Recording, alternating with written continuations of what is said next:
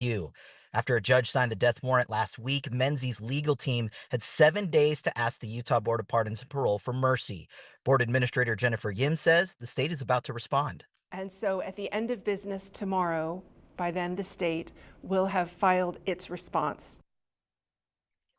Next, the board decides if there are serious issues worth a commutation hearing. If they say no, the process ends. But if they move forward, both sides, including victims, can testify at a hearing inside Utah State Prison. Because Menzies was convicted and sentenced before 1992, the board can consider a broader range of factors that wouldn't normally apply under newer state law. Live, Eric Cabrera, KSL News Radio. A man is under arrest in Orem, accused of being involved in 3 separate fires earlier this month. Charging documents state Ramiro Estrada Rodriguez drove another man to the 3 different locations where those fires were started. Police say Rodriguez told them he didn't know the other man started the first 2 fires, but admitted he knew the man started the 3rd fire and didn't stop him. Rodriguez could face 1 charge of reckless burning and 1 charge of arson. We are learning more about the deadly West Jordan fire that killed 4 people. KSL News Radio's Alexandria Bonilla reports. The West Jordan Police Department believes it was arson, and the fire was started inside of the home by one of the 4 victims. Detective Alondra Zavala tells Inside Sources it was most likely in the lower levels of the home. The home is actually split into 2 different homes. The lower portion had completely been burned. The upper level, because it's 3 stories, there were actually some rooms that were not damaged. Zavala says there are multiple clues that can point to arson rather than something accidental. In this case, an accelerant was found inside. An accelerant can be anything that helps the fire grow, like gas, alcohol, or kerosene. Alexandria Bonilla, KSL News Radio. While police are not confirming the identities of the victims, family members reportedly told local media outlets the wife was afraid to report abuse in their home because she was afraid it would flag their immigration status. Kimmy Wolf with the Utah Domestic Violence Coalition told Inside Sources their helpline is completely safe to callers. All of the domestic violence services, the calls to hotlines, it is confidential. Agencies don't ask for immigration status. You can call and not necessarily take part in the services. There are options out there. If you are worried about someone in your life that may be facing domestic violence, call the National Domestic Violence Hotline at 1-800-799-7233. KSL's top national stories. The second in command of the Justice Department says he will meet with Ghislaine Maxwell, Jeffrey Epstein's old associate.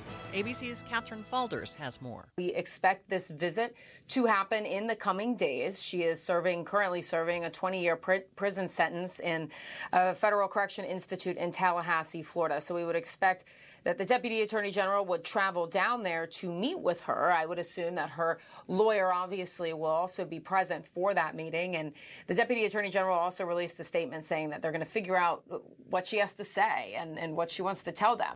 This comes as members of Congress have been calling for all of the Epstein files to be released and for Maxwell to be deposed. The Trump administration is releasing more than 240,000 pages of records related to the assassination of civil rights icon Martin Luther King Jr. ABC News Chief White House correspondent Mary Bruce has the latest. Director of National Intelligence Tulsi Gabbard saying we are ensuring that no stone is left unturned in our mission to deliver complete transparency on this pivotal and tragic event in our nation's history.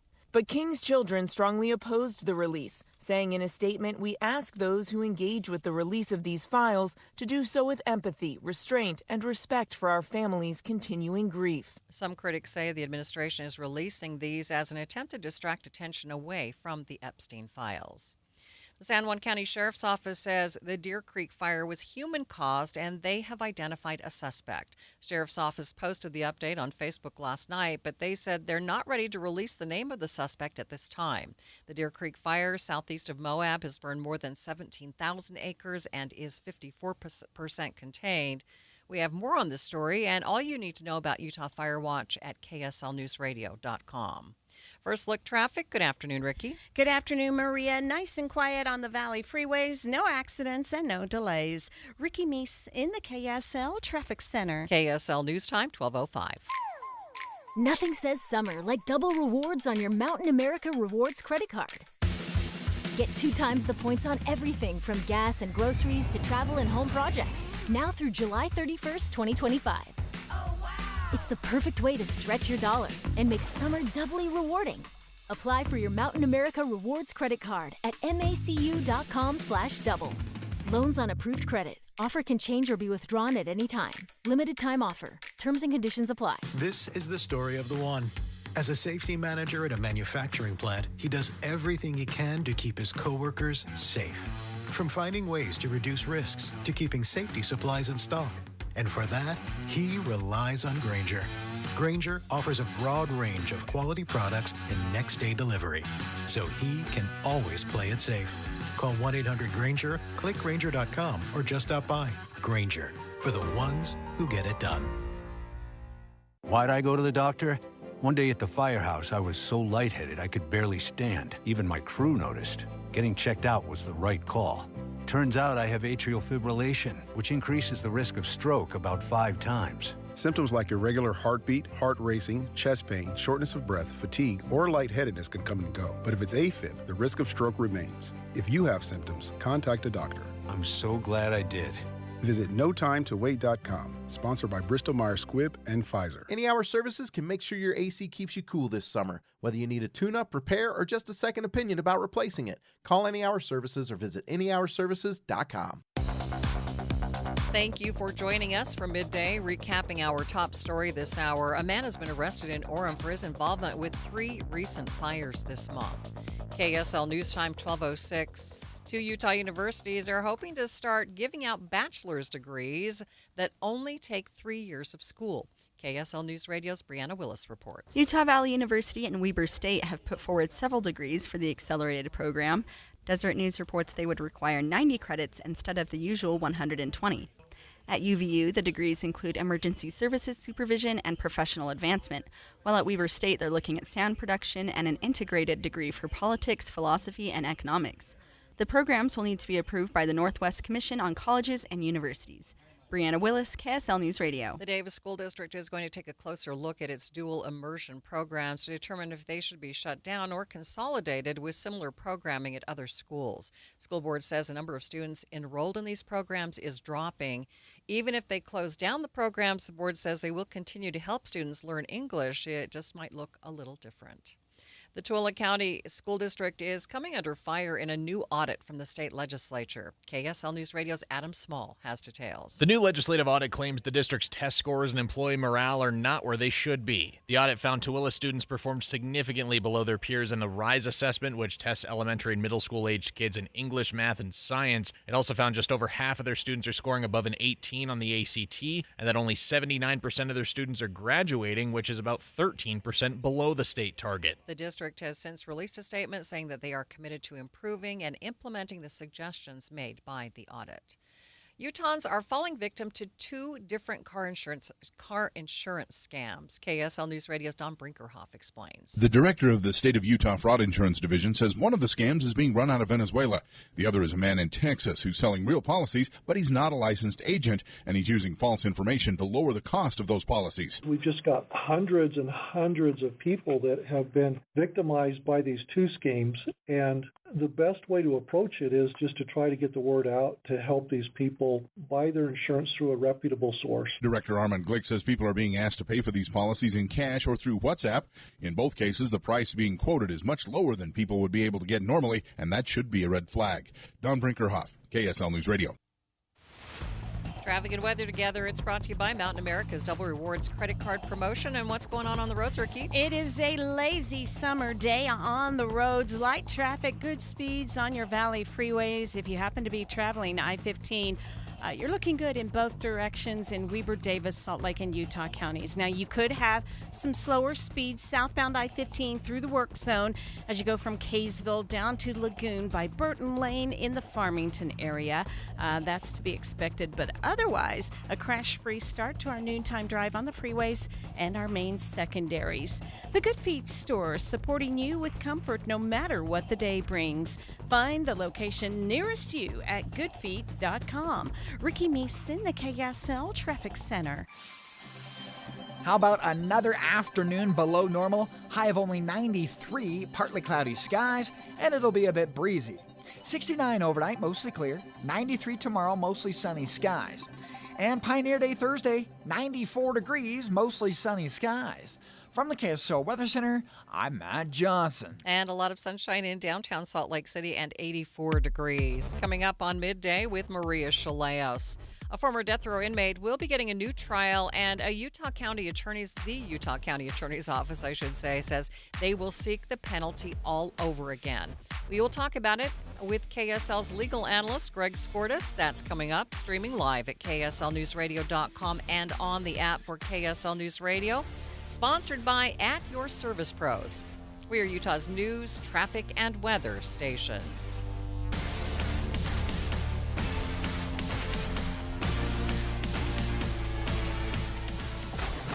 Be advised, this is your opportunity to save up to 40 to 80% on a hot tub or swim spa. This weekend only, Friday through Sunday, Mountain America Expo Center, Sandy. Be advised, this is your opportunity to save up to 40 to 80% on a hot tub or swim spa. This weekend only, Friday through Sunday, Mountain America Expo Center, Sandy. 18-month interest-free financing. Our factories have demanded we sell 1,000 hot tubs and swim spas this weekend. Mountain America Expo Center, Sandy. Huge factory incentives, factory rebates, this weekend only. Mountain America Expo Center, Sandy. We can remove your old hot tub. Free delivery of your new hot tub. Hot tub starting at $2,999. Mountain America Expo Center, Sandy. Free delivery of your new hot tub. Just relax and enjoy. Mountain America Expo Center, Sandy. Friday, 2 p.m. to 8 p.m. Saturday, 10 a.m. to 8 p.m. Sunday, 10 a.m. to 6 p.m. Free admission, free parking, free delivery. Mountain America Expo Center, Sandy. Call 833-SPA-SALE or visit hottubandSwimSpaSale.com. You probably saved my life. Every single day, Soda Weight Loss is helping people let go of the weight and keep it off. I mean, I was 30 pounds overweight, and I went in, and the doctor said, you need to change your diet. Get help and get started with Soda Weight Loss. Got off my blood pressure medicine and my cholesterol medicine, and that is amazing to me. I went from a 16, 18 down to a size 4 now. So that is amazing. It makes you feel so good. Splash into summer savings right now with Soda's lowest prices of the year. No injections, no pills, no hunger. I would recommend Soda because it's sustainable. This is lifetime change. I let go of 50 pounds. It felt unreal. We're the #1 weight loss company in America for client satisfaction and results. And with our incredible summer savings, what are you waiting for? Get help.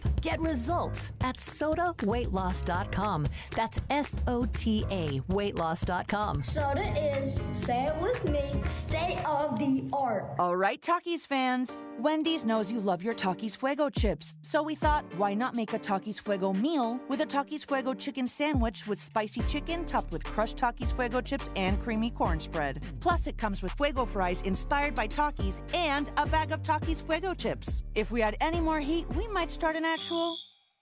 I told him this would happen. For an intense new take on Takis chips, gotta be Wendy's. Limited time only at participating U.S. Wendy's. Includes 1 ounce Takis Fuego chips while supplies last. Takis and Fuego trademarks are used under license. This is the story of the one. As a safety manager at a manufacturing plant, he does everything he can to keep his coworkers safe. From finding ways to reduce risks to keeping safety supplies in stock. And for that, he relies on Grainger. Grainger offers a broad range of quality products and next-day delivery, so he can always play it safe. Call 1-800-GRAINGER, click Grainger.com, or just stop by. Grainger, for the ones who get it done. Jeff Kaplan. When you're online, that's sometimes a source of fourth-hand information. Somebody does the reporting. Another website Googles, they find it, they rewrite it, and by the time you read it, you know the old game telephone. But KSL is a source of primary information. We have reporters on the street. They're out in the field finding out the details. And the difference between online and KSL News Radio, night and day. Jeff Kaplan's Afternoon News, 3 to 7 on KSL News Radio. KSL News Time, 12:15. The 3 things you need to know this hour. First, the clock runs out tomorrow for the state to respond to a last-minute request asking Utah's parole board to stop the execution of death row inmate Ralph Menzies. I'm KSL News Radio's Eric Cabrera. Second, police in West Jordan say they are still investigating a fire that killed a family of 4, but they say so far they believe it was arson by one of the people who died in that fire. Third, traffic and weather together, Ricky. We do have road work blocking traffic in downtown Salt Lake City on 4th West. It could be either direction between 6th North and 4th North. In fact, some areas you may have to take an alternate route with the road completely blocked. Ricky Meese in the KSL Traffic Center. A dry 7-day, but a bit of a warm-up. I'm Matt Johnson. And right now in downtown Salt Lake City, partly cloudy and 84 degrees. And we do have breaking news on KSL News Radio. Becky Bruce has joined me with the latest. What's happening, Becky? We're just getting word out of Great Britain. Sky News, BBC, and other British outlets are reporting that Ozzy Osbourne has died just weeks after he finished his farewell tour. So heavy metal star Ozzy Osbourne, born in 1948, had been having health issues in recent years. His family's put out a statement. It says, "It is with great sadness, more than mere words, that can convey that we have to report that our beloved Ozzy Osbourne has passed away this morning. He was with his family and surrounded by love." Again, Ozzy Osbourne has passed away. Time now for KSL's top national stories. From ABC News, I'm Michelle Franzen. The Justice Department planning to meet with Ghislaine Maxwell, the ex-girlfriend and co-conspirator of Jeffrey Epstein. She's in prison after being convicted in the sex trafficking case. Todd Blanche, the second top official at the DOJ and former personal attorney of Donald Trump, says he now wants to talk to Maxwell about the case. President Trump says he does not know about that meeting, but said it sounds appropriate. It comes as a House panel is moving to approve a motion to subpoena Maxwell in the push to release the full Epstein files. More from ABC's Jay O'Brien. She's in federal custody, so they have to work with the Department of Justice and the Bureau of Prisons in order to make this happen. And we really don't know what quote-unquote expeditiously means in the eyes of this committee, but there is at least some formal effort. James Comer, chair of the Oversight Committee, a powerful committee up here on Capitol Hill, there is at least some effort to bring Ghislaine Maxwell before that panel. And it stands really in contrast with what we've heard repeatedly out of the president telling congressional Republicans to move on here. President Trump at the White House meeting with the leader of the Philippines today and says he's reduced the tariff rate for the Philippines by 1% down to 19%. The president says the U.S. will pay zero tariffs. Another big American automaker has released its second quarter results and the impact, it says, over tariffs. General Motors beat analyst expectations for earnings in the second quarter, but they weren't very optimistic expectations. The company reporting a 35% decline in profits, which the automaker attributes to the Trump administration's tariffs. In May, GM said tariffs will cost the company between $4 and $5 billion this year. Earlier this week, Stellantis, the company that owns Chrysler, Dodge, and Jeep, said it lost $2.7 billion in the first half of this year. Mike Dubusky, ABC News. Extreme heat is gripping much of the country with wildfire dangers in western states and severe temperatures in the South and Midwest. This is ABC News. Time now for the KSL In-Depth. The Utah County Attorney's Office will seek the death penalty again in the retrial of Douglas Stewart Carter. Carter was originally convicted and sentenced to death in 1985 for the murder of Eva Olesen in Provo. But earlier this year, the Utah Supreme Court ordered a new trial for Carter because of issues surrounding law enforcement's handling of the case. Joining me now live is KSL legal analyst and the co-host of Inside Sources, Greg Skordas. Greg, thanks for being with me to kind of break this down a little bit. First of all, what are your thoughts on the possibility of seeking the death penalty again? Yeah, I was a little bit surprised with that, Maria, because as you just indicated, he's been in prison on this case for now 40 years, 40, and the case was flipped over by the Supreme Court because of inappropriate conduct on both law enforcement and the prosecutor, the previous prosecutor at the same county attorney's office, who's not there anymore. But the county attorney had to look at the facts of the case and really go through a tough analysis as to whether or not they could still bring the case and whether or not they could still win the case. And a prosecutor in America has to be able to look at himself in the mirror and say, there's a reasonable probability that I will win this case. And they've made that assessment and they've made that determination. And they're going to retry the case and they're going to seek the death penalty a second time, even though he's already been in prison for now 40 years. So what are some of the factors that they had to consider in deciding whether to seek the death penalty again? I think the number one factor was this. Could they even get their witnesses? Could they find all the witnesses that they had in the first trial? And was there any way they were going to get them not only to court, but if they were going to testify similar to how they had in the past. So putting the whole case together, if you can imagine, 40 years after the fact is next to impossible, but they've apparently found a way. So how do you think this trial is going to be different then than the first? I think that obviously they're going to have to disclose everything to the defense they didn't before, any kind of plea arrangements or perks that they gave any of the witnesses. That's what got them in trouble the first time. They were giving gifts and other things to some of the witnesses in exchange for their testimony. Arguably, that got it set aside. So the state's just going to come into this one with open book, everything that they have will be available to the defense, and they're going to tell them everything they have, and they think, apparently, the county attorney in Utah County, that he can still prevail on this case with the evidence that they're able to put together now, 40 years later. You mentioned he's been behind bars for 40 years now. Is it worth it? I mean, how does a prosecutor decide if it's really worth it? Well, I'm sure there was some discussion with the victim's family, Maria, but to me, I think 40 years was probably a sufficient amount of time, maybe sort of figure time served and move on. But the county attorney felt that he still had a strong enough case and that facts were serious enough that it warranted the death penalty, and pursuing it again is exactly what they're going to do. Okay, Greg, thanks for your analysis. And that is KSL legal analyst Greg Skordas. Traffic and weather together, it's brought to you by Mountain America's Double Rewards credit card promotion, and here's Ricky Meese. Freeway traffic rolling along in Salt Lake County on all of the Salt Lake County freeways. Our main secondary is also in good shape. The one spot of slowing, as you can imagine, is in Davis County, southbound I-15, where crews will be at the scene of that Burton Lane road work, and so that is kind of a daily occurrence, and you kind of know to expect it after a while. So it's only going to set you back about 5, maybe 10 minutes, so no major delays, but that's it. The rest of your roads are looking good and no problems called out on the downtown city streets. Ricky Meese in the KSL Traffic Center. KSL 7-day forecast. It's a warming trend. 93 today, partly cloudy skies, a bit breezy out of the south. Tomorrow, low 90s again, mostly sunny skies. We could pick up a couple of clouds by Pioneer Day afternoon, 94.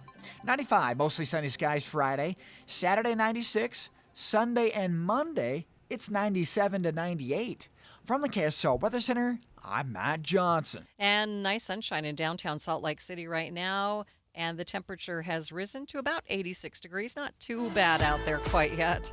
And the 7-day forecast is brought to you by Performance Automotive Bountiful. A quick check of the markets. The Dow is in good shape, up by more than 100 points. The NASDAQ, not so much. Complete update of your money news coming up next.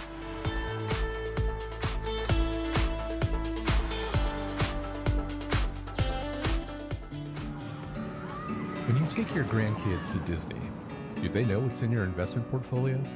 Do they even care? They're busy having a great time, and you're busy making memories.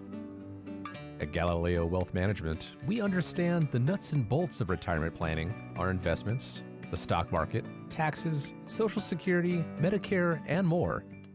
But think about it. What are you trying to do here? Is your goal to beat the S&P? Or is your goal to make memories with your family? Our goal is to give you the confidence to spend in retirement without the fear of running out of money. Call Todd Kim at Galileo Wealth Management today, 801-516-3227.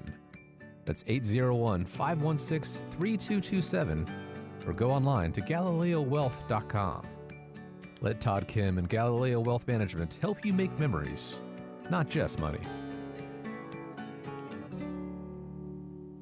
Your electric bill is going to be higher for summer, but not if you get new windows from Advanced Window Products. State-of-the-art double-pane windows and insulated frames, any style, any color, from a company that's been building them right here in Salt Lake City for 39 years. Not only are you buying local, but you're cutting out the middleman because they're the factory. You save 30, even 40% on your new windows, and you get a lifetime guarantee from a trusted local company. If there's a problem 5 years from now, they come right over and get things straight. And right now, you can save even more. If you call Advanced Windows for a quote, they'll give you an extra $2,500 off on 10 windows or more. Advanced Windows offers buy now, pay later. They have 60-month 0% financing. They always work out affordable payments, plus $2,500 off. So get your new windows for summer. Make the call now, 801-850-9100. That's 801-850-9100, or you can go to advancedwindows.com. 10 years ago, Les Olson IT set out to do more than fix copiers and printers. We set out to become the IT team Utah businesses count on. Today, we're proud to celebrate a decade as Utah's managed IT service provider, trusted by thousands of local companies for secure, reliable tech support. Thanks for trusting us. Here's to the next 10 years of innovation, protection, and partnership.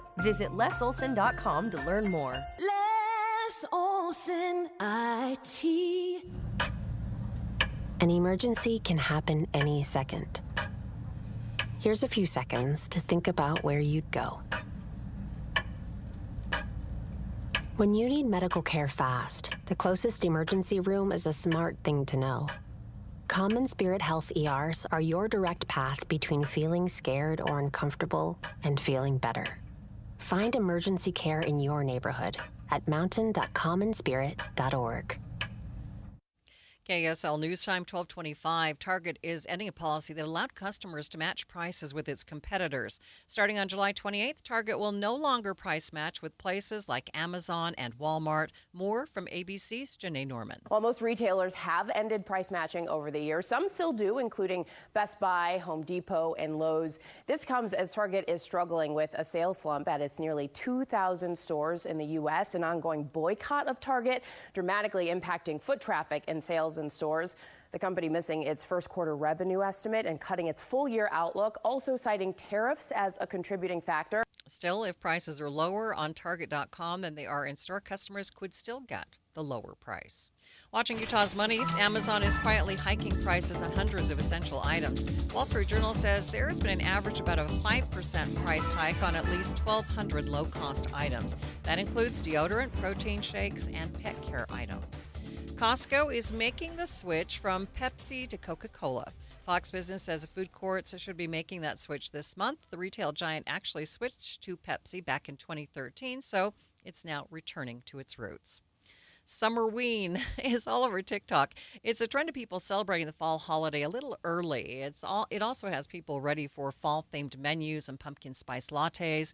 As we reported yesterday, Starbucks says they'll be bringing back the famous latte and other themed drinks on August 26th. And taking a look at your money at this moment, the Dow is up by 97 points, about 0.25%, sitting at 44,420. S&P, it's been flat today. The NASDAQ, it's down by 80 points, sitting at 20,893.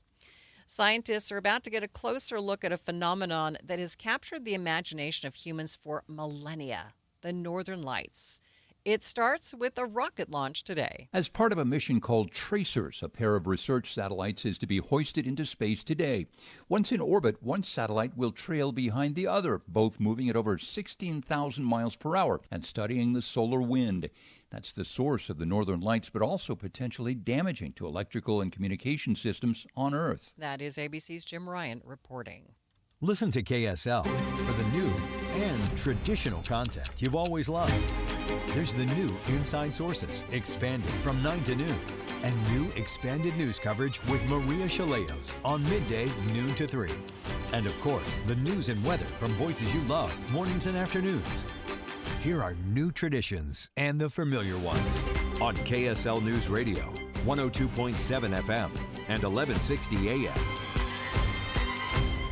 William is one of millions of Americans who uses GoodRx to save on the cost of their prescriptions. My oldest daughter, Camilla, 2 days old, she had to have open heart surgery. All of a sudden, she's on 5 different medications. It adds up at the end of the month. Me and the pharmacist got so tight. She said, GoodRx save you a lot of money. Saving that extra $200-300 a month. We're able to do all these extra activities, so it puts less stress on our household, and it puts less stress on our pockets. Download the free app or visit GoodRx.com and start saving today. GoodRx user compensated for their time. GoodRx is not insurance, but can be used instead of insurance.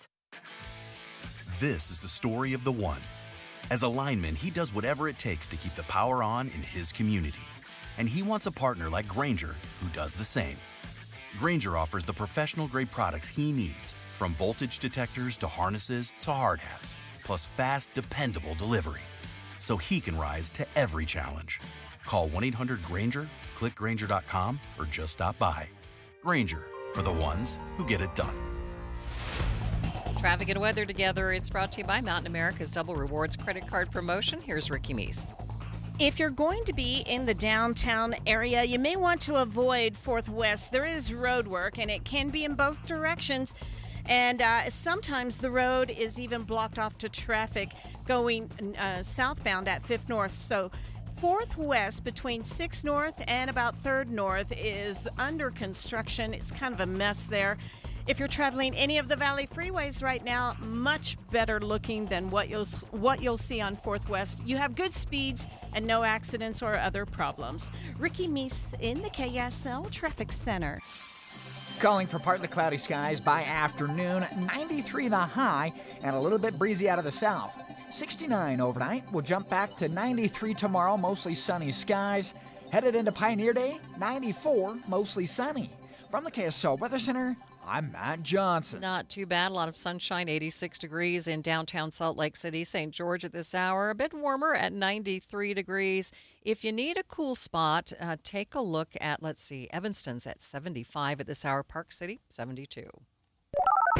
You're listening to Midday with Maria Shilaos on KSL News Radio, 102.7 FM and 1160 AM. Good afternoon. KSL News Time 1230. KSL's top story this hour.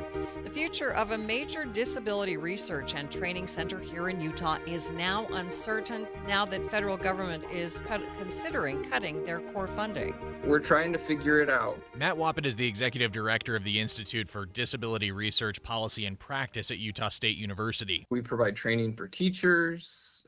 We provide services, so early intervention services. We provide Medicaid services for adults with developmental disabilities. Wappett tells me they did more than 250 projects just last year to help people with disabilities, and their funding hinges on a federal grant. And this grant that we get that's proposed to be cut is the grant that we use to buy people's time to write other grants. However, the federal government's considering cutting funding to centers like this, and if they do, we wouldn't have the ability to bring in new projects. We would eventually shrink and who knows?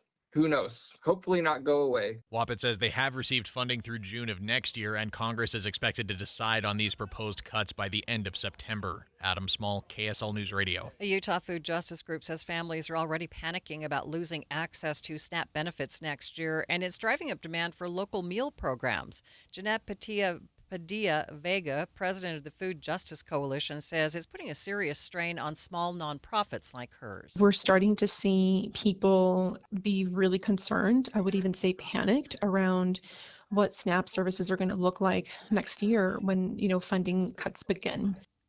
The group says it needs to raise at least $250,000 to keep up with that surge.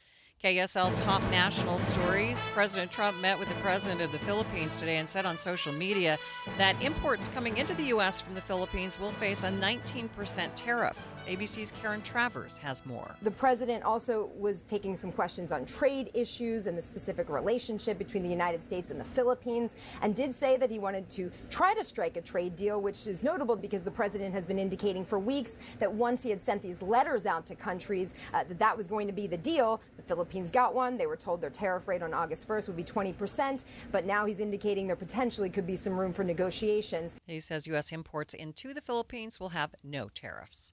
Other national stories KSL is following. United Nations officials say humanitarian aid is so scarce in Gaza that people are collapsing in the streets, unable to get the food, water, and medicine that they need to survive Israel's war with Hamas. The United Nations also says more people are getting crammed into a smaller area in the Gaza Strip as Israel continues its bombardments and urges civilians to evacuate. ABC's James Longman has more. Frustration on the streets is seeming to turn against Hamas negotiators for failing to secure a ceasefire. What are you negotiating about, he says. We're humans, not dogs. We want to eat and live, just like you. The UN Human Rights Office says more than 1,000 Palestinians have been killed by Israeli forces since May while trying to get food from the provided humanitarian aid. We are learning new information today on the active shooter in Coeur d'Alene, Idaho in June that killed 3 firefighters.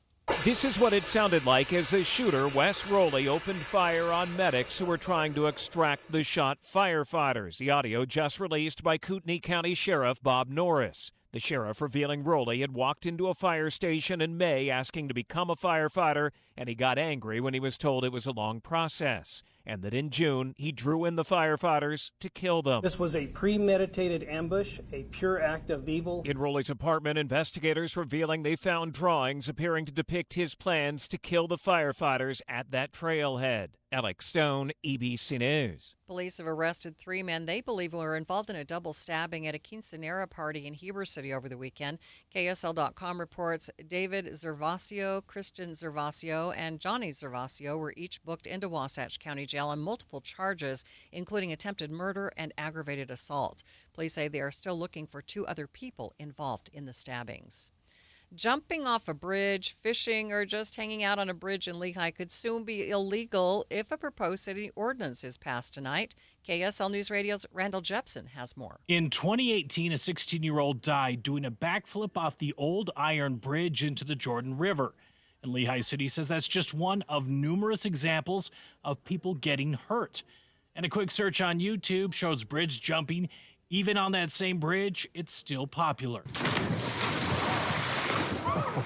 Tonight, the city council will vote on an ordinance that says basically doing anything other than walking across a bridge, it would be a Class B misdemeanor. That includes jumping, loitering, and even fishing. And if it passes, it takes effect immediately.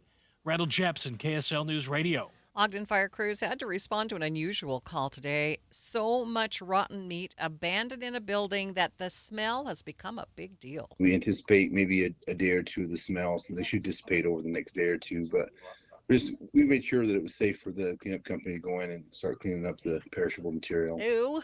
Ogden Fire Chief Mike Slater tells us the building near 37th Street and Quincy Avenue was occupied by Mountain West Meats, and everything inside was rancid. They don't know why that building was abandoned. First look traffic. What's going on, Ricky? We do have a good drive in progress on the Valley freeways. In the Fort Union area, watch for lanes blocked with road work if you're going to be traveling Fort Union Boulevard near Highland Drive. Ricky Meese, the KSL Traffic Center. KSL News Time, 12:36. You worked hard for your 401k, but if you've left your job, your money might be sitting in the wrong hands. I'm Jeff Jr. with Trajan Wealth, and it's very possible that the 401k that you have had for years has hidden fees and limited investment choices. But if you're no longer with the company, that 401k may be at the mercy of your former employer. All of these things could be costing you thousands. Rolling over your 401k into an IRA can provide better investment options that align with your long-term goals. At Trajan Wealth, we're fiduciary advisors that are held to a higher standard with no hidden agenda and no hidden fees. Don't let your retirement dollars sit in an old plan, and don't roll it over to your new plan without consulting Trajan Wealth first. Call Trajan today at 801-899-7600. That's 801-899-7600. Advisory services are offered through Trajan Wealth, LLC, an SEC-registered investment advisor. Some things can steal your sunshine. Ugh, I just got my hair done. Sorry, the cooler's broken. Anyone see my flip-flops? Anyone? But COVID-19 can steal a lot more. I just took a COVID test. Ugh. Prescription medications for COVID exist. If you test positive this summer, ask your doctor if they're right for you. Visit PfizerForAll.com/COVID-19 to learn more. Sponsored by Pfizer. What was that? That is business phone bliss with the Ooma Cloud Phone System. It handles all our voice, video, and messaging needs. You sound very... Calm? I am. Ooma has everything I need to run my business more efficiently, like virtual receptionist, call routing, and video conferencing. And it starts at just $19.95 per month per user, plus taxes and fees. Ooma. Nice. Find your business comm at ooma.com/radio. Thank you for joining us for Midday, recapping our top local story this half hour. Lehigh City leaders are expected to vote tonight on an ordinance making it illegal to jump, fish, or even hang out on a bridge. KSL News Time 1238. Fireworks are legal to set off again in Utah starting today, and Ogden City has added more restrictions. The city raised its fire restriction level from yellow to orange. The city says that they had some close calls around the 4th of July, including a group setting off fireworks in the hills illegally, sparking a fire on July 6th. Utah State researchers have found it's better for communities to have no dams than to have one that is not well maintained. Professor of Watershed Science Sarah Knoll says well-built and maintained dams have a lot of benefits, and they're not advocating for their removal. However, many of the state's dams and smaller water barriers are old and not built for current weather. That's when they run the risk of overtopping and failing, and those dams can be very unsafe to downstream communities if they're to fail. She says these dams might have too much silt buildup, or there might be more water entering the dam than it was built for, causing an overflow. And while it might be tempting to ask why we can't just fix the dams, they found it's much more expensive to go that route than to just remove them. Brianna Willis, KSL News Radio. Congresswoman Celeste Malloy is pushing to allow ranchers to use vacant grazing areas during extreme weather events or disasters. Malloy says she introduced the Ranch Act to ensure Utah's ranchers are protected from events out of their control. The days are getting shorter because the Earth is spinning faster on its axis, and it's affecting timekeeping devices. KSL News Radio's Heather Kelly has details. Scientists use atomic clocks to keep track of time on all our electronic devices. CNN.com reports in the 1970s, the Earth was spinning so slowly that 9 seconds were added to the atomic clock because it took longer than 24 hours for the Earth to spin in a day. It's now taking less than 24 hours for the Earth to spin, so scientists may have to subtract a second. No one is certain how removing time will affect our phones, financial transactions, and electric grids since it's never been done. Traffic and weather together, brought to you by Mountain America's Double Rewards credit card promotion. Here's Ricky Meese.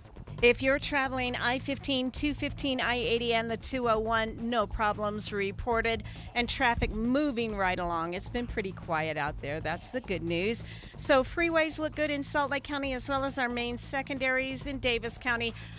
Slowing is possible. It's all due to construction southbound I-15 as you're approaching Lagoon in Farmington. Ricky Meese in the KSL Traffic Center. Normal high now 95. We'll go for 93 as a high. Breezy out of the south and partly cloudy by afternoon. Tomorrow, 93, mostly sunny skies. Pioneer Day, mostly sunny, 94. From the KSL Weather Center, I'm Matt Johnson. And a few clouds in downtown Salt Lake City, 86 degrees. Coming up on Midday. After-school programs stressed about losing federal funding can now breathe a sigh of relief, but it might be short-lived. Look at the latest on the situation from the Utah After School Network. That's coming up, streaming live at KSLNewsRadio.com and on the app for KSL News Radio. We are Utah's news, traffic, and weather station.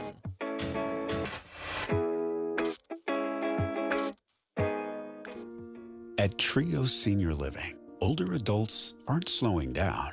They're just getting started. The Prime Fit Wellness Program expands wellness beyond the gym into every aspect of community life. Whatever your goals, the team at Trio Senior Living has got your back, so you can put your best foot forward. Call 801-475-4004 today to schedule your personal visit. You've built the dream, the home, the lifestyle, the legacy. Now it's time your windows and doors reflect that same $1 million standard. Whether you're designing a stunning custom home or upgrading the one you've loved for years, Peach Doors and Windows is here to bring that vision to life with precision, style, and craftsmanship. The Peach specialty? High-end custom windows and doors that don't just fit your space, they elevate it. From sleek modern lines to timeless elegant finishes, they offer the kinds of craftsmanship that truly complements a $1 million space. And with Peach, the process is easy. No pressure, no gimmicks, just knowledgeable experts helping you find solutions to turn your someday project into right now. Visit their spacious showroom, get inspired, and create something beautiful together. Peach Doors and Windows for the $1 million home you live in and the $1 million feeling you deserve. Visit peachdoorsandwindows.com or call 801-566-1255 today. That's Peach Windows and Doors. Give them a call, 801-566-1255. Five guys walk into a JCW's and order burgers. A pastrami, a mushroom Swiss, a guacamole bacon, a hickory barbecue, a ribeye steak, 2 onion rings, 3 french fries, a strawberry, mint, peanut butter, chocolate, and marshmallow shake, and not one left a tip. Because at JCW's, we don't ask for it. We think the price you see should be the price you pay. And all that, would you like to leave a tip stuff, is for the birds. JCW's. Quality and a lot of it. Open in American Fork, Lehigh, Provo, South Jordan, and Harriman. At Intermountain Health, we believe life is a circle. May yours surround you with insight, a healthy perspective, trust, and reassurance. The belief that our differences aren't that different, and compassion just when you need it most. Life is a circle. May yours help you live the healthiest life possible. Intermountain Health. When you choose Performance Automotive in Bountiful, you're choosing selection, convenience, and exceptional service. With 3 locations, Performance Ford Lincoln, Performance Honda, and Performance Toyota, Performance Automotive is here to serve your needs. Performance Automotive in Bountiful, where excellence comes standard. Start your search at performancebountiful.com. KSL News Time 1245. The 3 things you need to know this hour. First, a major disability research and training center at Utah State University is at risk of losing its core funding, leaving its future uncertain. I'm KSL News Radio's Adam Small. Second, a strong smell in Ogden causing complaints today. Police say it's because of an abandoned building full of rancid meat. They hope the smell will clear in a day or 2. Third, traffic and weather together, Ricky. It is quiet out on the roads. It is a lazy summer day in traffic. Light traffic on the freeways and main secondaries, and no problems reported. You're even going to see good speeds on all of your Salt Lake County freeways. Ricky Meese in the KSL Traffic Center. 93 and breezy today, but temperatures on the up and up. I'm Matt Johnson. Few clouds, 88 degrees at the KSL Common Spirit Health Studios. Time now for KSL's top national stories. ABC News, I'm Michelle Franzen. British rocker Ozzy Osbourne, the frontman for the heavy metal band Black Sabbath, has died. His family announced his death, saying he passed away surrounded by family. Osbourne was diagnosed with Parkinson's disease in 2019. Ozzy Osbourne was 76. Attorney General Todd Blanche says he plans to meet with Ghislaine Maxwell in prison about the Jeffrey Epstein case. Maxwell is Epstein's ex-girlfriend and co-conspirator convicted of sex trafficking. It comes amid a push for the full release of the Epstein files and for Maxwell to be deposed. Here's ABC's Jay O'Brien. I've also spoken with some Republicans who have said, look, they're not going to forget about this and they're not going to move on. Thomas Massey has said he's going to continue to work with Democrats and a handful of Republicans on legislation that would force the release of Epstein-related records that the Department of Justice has. The earliest that he could probably force that vote to release those records would be after Congress goes out on recess in August. This is ABC News. Time for the KSL In-Depth. Earlier this month, we reported that many of the state's after-school programs have not yet received the funding they were promised through a federal grant. Now we have an update to that story. Joining me now live is Ben Trentelman, Executive Director for the Utah After School Network. And Ben, thanks for being with me. Of course, happy to be here. Thanks for following up. So what is the latest on the funding for this year? We are very happy to report that the funds were released late yesterday afternoon. We heard from the State Board of Education that they received the full allotment that had been committed to them by the federal government. And so we have those funds. They're accounted for now. Remind folks why that is so important. Well, we had hundreds of programs around Utah and thousands of programs around the United States that are serving millions of kids. In Utah alone, they were serving over 10,000 kids in summer and after school programs. These are programs that parents depend on to provide high quality summer and after school care for their kids that is highly affordable. So we were seeing programs that were facing closures this summer. We had heard from some that had already shut down in anticipation of these funds not coming because they weren't able to sustain themselves through the remainder of the summer. This was also going to delay the opening of some after-school programs this fall, as well as hiring and other things along those lines. So we're very happy that those funds have been released and programs are going to be able to resume operation, start hiring up their staff for the fall to prepare for their full operations for this next year. Yeah, school's just around the corner. But what about the grant money for next year? Are you concerned about that? We're still very concerned about that, and that's something that we think is very important that we emphasize is that we have a great win in that our current fiscal year funding is released. But right now, the funding for FY26, which will kick in for next summer and next school year, has been slotted to be removed from the Department of Education's budget. We don't know exactly how the federal government plans to account for this, if funds would go out to individual states or would go to a different agency or something along those lines. But right now we have a lot of providers that are celebrating our victory right now in the release of these immediate funds, but we're still very concerned for this next year and concerned that we could be facing these exact same problems 1 year from now with programs uncertain about their ability to remain open or to open up in the fall and serve kids. Something that I am happy about is that we put a lot of work into advocating for these programs. There were over 70,000 individuals around the country who reached out to members of Congress to express their great concern about the closure of these programs. And then we also saw great bipartisan support from both Republicans and Democrats, making sure that parents have access to affordable child care programs in the summer and after school, so that our parents are supported and we're supporting our workforce. So all the effort that we put into releasing these funds this year is going to hopefully grease the wheels in those conversations over the next year to make sure that we're able to see that funding continue to come around when it's needed. All right, Ben, thanks so much for being with me. That is Ben Trentelman, the Executive Director for the Utah After School Network. Let's get you up to date on the drive. Traffic and weather is brought to you by Mountain America's Double Rewards credit card promotion. Ricky? There has been a gas leak in the Clearfield area, and crews are blocking off roads in about a 4-block area. Now, the actual gas leak occurred in Clearfield at about 2400 South 5th West. And to give you an idea, that's west of I-15. It's in between I-15 and the West Davis Highway. So if you're in the Clearfield area, just be aware some of those roads, some of the ones that you might normally travel, Main Street, Antelope, 10th West, 2700 South, you may see some of those areas blocked off. Now, for those who are traveling any of the Valley freeways, you're good to go. We've had a little bit of heavy and slow traffic southbound I-15 between downtown and 2100 South. Not really sure what's causing that. We'll keep you posted if we get a report of any kind of problem, but overall, nice and quiet on your freeways and main secondaries. When you need the financial products and services for every stage of life, Cypress Credit Union is there for whatever the future holds. Visit cypresscu.com today. Ricky Meese in the KSL Traffic Center. KSL 7-day forecast, a bone dry forecast. Breezy today, partly cloudy, 93. 93 again tomorrow, mostly sunny skies. We're in the low to mid 90s on Pioneer Day. Couple of clouds by afternoon.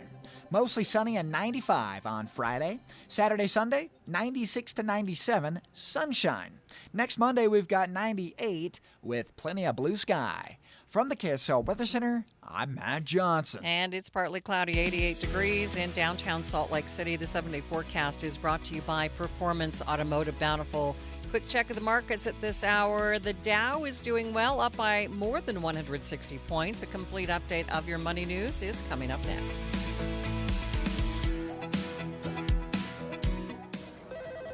Comcast Business High Five Hotline. What's the state of your excitement? I signed my business up for the 5-year price lock guarantee, and I can't stop high-fiving people. High five! Okay, deep breath. High five. You're in a good place. You signed your business up for 5 years of gig speed internet and advanced security, all on our ultra-reliable network. Gig speeds and advanced security? I'm so stoked. Yep, and you get it at a great rate that's locked in for 5 years. Woo! The high five is just your body's way of saying, I'm winning. So this is natural. High-fiving everyone you see in a state of business savings enthusiasm? Totally natural. Sweet! Thank you! Thank you! High five, everybody! High five! The Comcast Business 5-year price lock guarantee is back, but only for a limited time, so sign your business up today. High five! Comcast Business, powering possibilities. Ends 9/21/25. New customers only. Guaranteed rate applies to monthly service charge on qualifying internet bundle, excluding taxes and fees. Other restrictions apply. On Thursday, August 7th, the Orrin G. Hatch Foundation will present U.S. Senator Tom Cotton with the Titan of Public Service Award at the Grand America Hotel in Salt Lake City. You're invited to join Senator Cotton, a senior member of the Senate leadership and chairman of the Intelligence Committee. The evening will also feature a performance by America's violinist Jenny Oakes Baker. Seats are limited, so reserve your tickets today for this special event at OrrinHatchFoundation.org. That's ORRIN Hatchfoundation.org. It all started with a commitment to comfort. Gillette Heating and Air is proud to be Utah County's go-to team for expert HVAC and plumbing solutions. Need a repair, upgrade, or seasonal tune-up? Don't let cost hold you back. With 0% financing available, it's easy to get the work done now and pay later. Plus, save $100 on any repair over $500 and keep your system running strong with a professional tune-up before the heat hits. Visit GilletteHVAC.com or call 385-GET-COOL to book today. Homegrown service pros, financing made simple, comfort made easy. Carrier, turn to the experts. A Carrier factory authorized dealer. Why'd I go to the doctor? One day at the firehouse, I was so lightheaded I could barely stand. Even my crew noticed. Getting checked out was the right call. Turns out I have atrial fibrillation, which increases the risk of stroke about 5 times. Symptoms like irregular heartbeat, heart racing, chest pain, shortness of breath, fatigue, or lightheadedness can come and go. But if it's AFib, the risk of stroke remains. If you have symptoms, contact a doctor. I'm so glad I did. Visit NoTimeToWait.com, sponsored by Bristol-Myers Squibb and Pfizer. If you love to travel, Capital One has a rewards credit card that's perfect for you. With the Capital One Venture X card, you earn unlimited double miles on everything you buy. Plus, you get premium benefits at a collection of luxury hotels when you book on Capital One Travel. And with Venture X, you get access to over 1,000 airport lounges worldwide.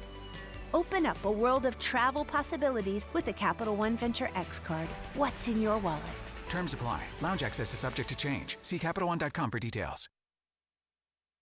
KSL News Time 12:55. Ozzy Osbourne, undoubtedly one of the most iconic heavy metal singers on the planet, has died at the age of 76. Born in Birmingham, England in 1948, Ozzy Osbourne was 19 when he co-founded Black Sabbath. The band helped define the metal genre thanks in part to Osbourne's vocals on classic tunes including Iron Man and Paranoid. His wild behavior, sometimes fueled by drink and drugs, earned him the nickname the Prince of Darkness and the Metal Madman. Fired from Black Sabbath after a decade with the group, he went on to an even more successful solo career, managed by wife Sharon. In the early 2000s, they found a whole new audience with the hit MTV reality series The Osbournes. A member of the Rock and Roll Hall of Fame, Ozzy Osbourne also had 1 Grammy. Jason Nathanson, ABC News, Hollywood. Watching Utah's money, the Dow up by 169 points, sitting at 44,491. S&P up by 9. The NASDAQ, though, down by 50 points. When you take your grandkids to Disney, do they know what's in your investment portfolio? Do they even care? They're busy having a great time, and you're busy making memories. At Galileo Wealth Management, we understand the nuts and bolts of retirement planning, our investments, the stock market, taxes, Social Security, Medicare, and more. But think about it. What are you trying to do here? Is your goal to beat the S&P? Or is your goal to make memories with your family? Our goal is to give you the confidence to spend in retirement without the fear of running out of money. Call Todd Kim at Galileo Wealth Management today, 801-516-3227. That's 801-516-3227, or go online to GalileoWealth.com. Let Todd Kim and Galileo Wealth Management help you make memories, not just money. I'm still going for it, even with higher stroke risk from atrial fibrillation, an irregular heartbeat not caused by a heart valve problem. Over a 3-year study, Eliquis apixaban tablets reduced stroke risk better than warfarin, and over 97% of Eliquis patients did not experience a stroke. A first stroke occurred in 2.9% of warfarin patients versus 2.3% of Eliquis patients. Don't stop prescription Eliquis without asking your doctor. Stroke risk may increase. Eliquis can cause serious and potentially fatal bleeding. Don't take if you have an artificial heart valve, abnormal bleeding, or antiphospholipid syndrome. While taking, you may bruise more easily or bleed longer. A spinal injection increases blood clot risk, which may cause paralysis. Get medical help right away for unexpected bleeding or bruising, or back pain, tingling, numbness, muscle weakness, or incontinence. Aspirin products, NSAIDs, SSRIs, SNRIs, and blood thinners increase bleeding risk. Tell your doctor about planned medical or dental procedures. Learn more at Eliquis.com or call 1-855-ELIQUIS. KSL offers the best daily newsletter in the state. It's the 3 things you need to know. Every weekday, we deliver quality and relevant content to your inbox. No ads, no spam, just the 3 things you need to know to be informed about the world around you. Subscribe today. Visit KSLNewsRadio.com or text the word inbox to 57500. That's inbox to 57500.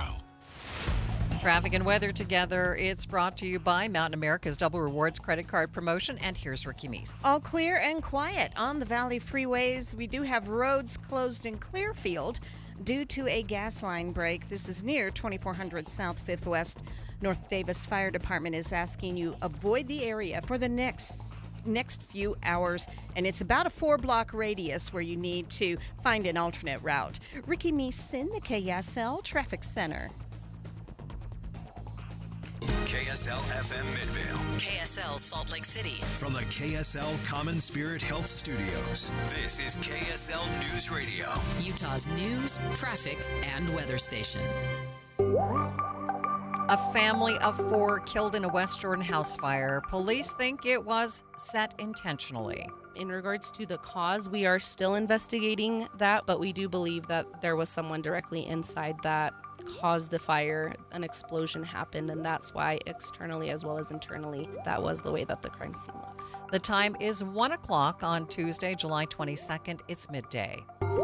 I'm Maria Shilaos. Coming up, more on the clues that they have found so far that lead police to believe a family member started that fire. Also this hour, I wanted to see for myself, and, I've always wanted to catch the bad guys. a growing trend of everyday Utahns doing their own kind of undercover investigations, trying to catch alleged child predators. But first, our top stories. A last-minute push is underway to stop the execution of death row inmate Ralph Menzies. Ralph Menzies is set to die by firing squad, and now a petition to commute his sentence is under review. After a judge signed the death warrant last week, and Menzies' legal team had 7 days to ask the Utah Board of Pardons and Parole for mercy. Board Administrator Jennifer Yim says that the state is about to respond. And so at the end of business tomorrow, by then the state will have filed its response. Next, the board decides if there are serious issues worth a commutation hearing. The North Davis Fire District is warning people in Clearfield about a natural gas leak. They say a 6-inch natural gas line was struck in the area of 2380 South and 500 West. There are road closures in place, and they are asking people to avoid the area. Our top national story, the House is leaving Washington early as Republicans clash over the Jeffrey Epstein files. House Speaker Mike Johnson is rebuffing pressure to act on the investigation into Epstein as some Republicans push for a vote on that matter. Johnson said this morning that he wants to give the White House space to release the Epstein information on its own. This week in Idaho, the man who admitted to killing 4 University of Idaho college students will be formally sentenced. ABC's Kana Whitworth is in Boise. The judge here in Boise is expected to sentence the now convicted killer, Brian Koberger, to 4 consecutive life sentences with no ability to appeal. Now, the former PhD student has admitted to the heinous crime, the murders of Kaylee Gonzalez, Madison Mogan, Ethan Chapin, and Xana Kernodle. The family members of the victims are expected to speak at the sentencing starting tomorrow. Ozzy Osbourne has died at the age of 76. Born in Birmingham, England in 1948, Ozzy Osbourne was 19 when he co-founded Black Sabbath. The band helped define the metal genre thanks in part to Osbourne's vocals on classic tunes including Iron Man and Paranoid. His wild behavior, sometimes fueled by drink and drugs, earned him the nickname the Prince of Darkness and the Metal Madman. Fired from Black Sabbath after a decade with the group, he went on to an even more successful solo career, managed by wife Sharon. In the early 2000s, they found a whole new audience with the hit MTV reality series The Osbournes. A member of the Rock and Roll Hall of Fame, Ozzy Osbourne also had 1 Grammy. Jason Nathanson, ABC News, Hollywood. The Dow at this moment up 163 points. That's more than 0.25%, sitting at 44,486. S&P is up by 8 points. The NASDAQ is down by 52. Traffic and weather, it's brought to you by Mountain America's Double Rewards credit card promotion. And what's happening, Ricky? Crews are clearing a crash downtown at 5th South and 5th West. If you're traveling the Valley freeways, you're still good to go. Ricky Meese in the KSL Traffic Center. The high today, 93. Then the temperatures gradually climbing, I should say the high temperatures, until they get up to 98 degrees by Monday. 86 degrees at the KSL Common Spirit Health Studios. A reminder about the simplest way to get updated for your day. Hit your KSL preset when you jump in the car, and we'll take care of the rest. Hear key news updates and traffic reports. Andy and Amanda from 5 to 9 in your car. KSL News Radio at 102.7 FM. Getting help with plumbing repairs is easier than you think. All you have to do is call Any Hour Services or schedule an appointment at anyhourservices.com. No one helps more homeowners than Any Hour Services. You probably saved my life. Every single day, Soda Weight Loss is helping people let go of the weight and keep it off. I mean, I was 30 pounds overweight, and I went in, and the doctor said, you need to change your diet. Get help and get started with Soda Weight Loss. Got off my blood pressure medicine and my cholesterol medicine, and that is amazing to me. I went from a 16, 18 down to a size 4 now. So that is amazing. It makes you feel so good. Splash into summer savings right now with Soda's lowest prices of the year. No injections, no pills, no hunger. I would recommend Soda because it's sustainable. This is lifetime change. I let go of 50 pounds. It felt unreal. We're the #1 weight loss company in America for client satisfaction and results. And with our incredible summer savings, what are you waiting for? Get help, get results at sodaweightloss.com. That's SOTA weightloss.com. Soda is, say it with me, state of the art. Hi, this is Derek Overstreet, president of the New Millennium Group and co-host of Stop Working, Start Living with KSL News Radio. Can you imagine what your life would be like if you could retire 3 to 5 years earlier than you thought possible? The things you could do, the loved ones you could spend time with, the memories that you could create. That's what our team at the New Millennium Group does. We'll walk you through the entire process every step of the way. If you'd like to get a copy of the 5-step proprietary plan that will help you retire 3 to 5 years sooner than you thought possible, give us a shout right now.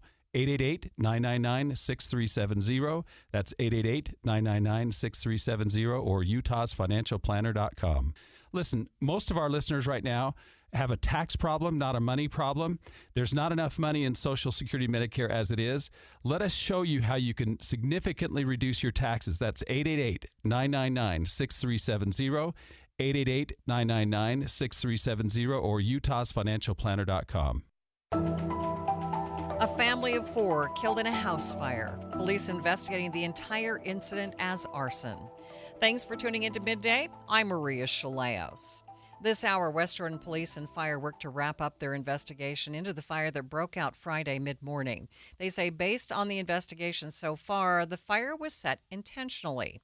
KSL News Radio's Heather Peterson described the scene shortly after that fire was put out, saying that she could see the back of the house covered with a black char, windows and doors blown out, the smell of smoke still lingering in the air hours later.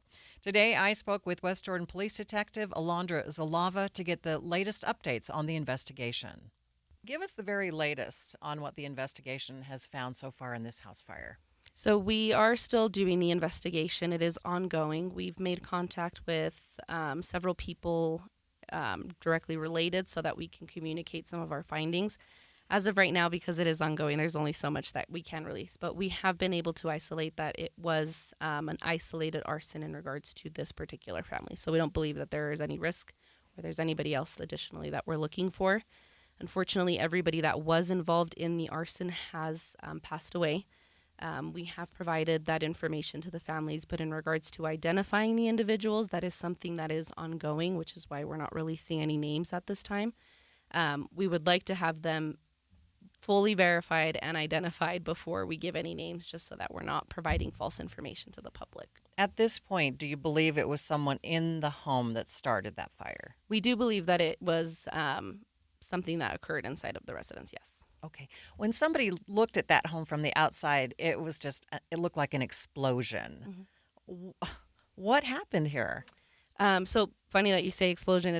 There was an explosion inside of the residence. In regards to the cause, we are still investigating that with our fire department investigators.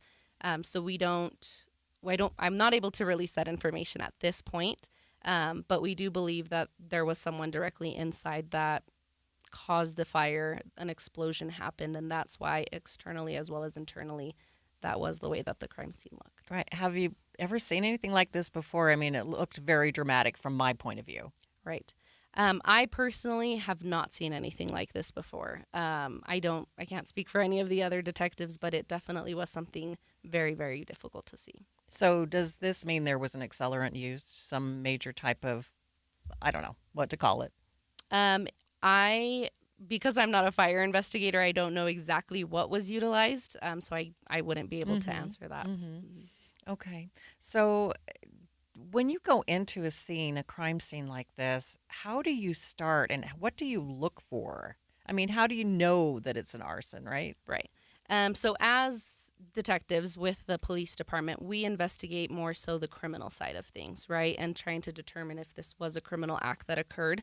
Fire, not only were they there for the initial call of there being a fire, but they actually bring out their own investigators that investigate where something originated, if there was an accelerant that was used. So they actually work with us, and we worked hand in hand to determine, okay, where did this originate?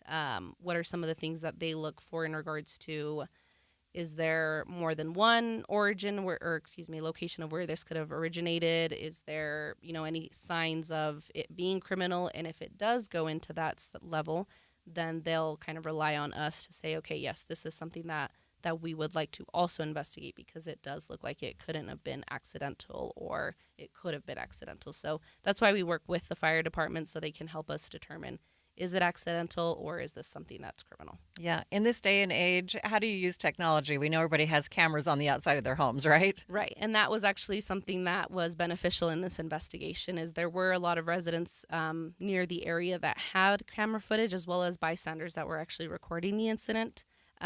Anything that could help us in the investigation, we do ask that the public provide that information to us.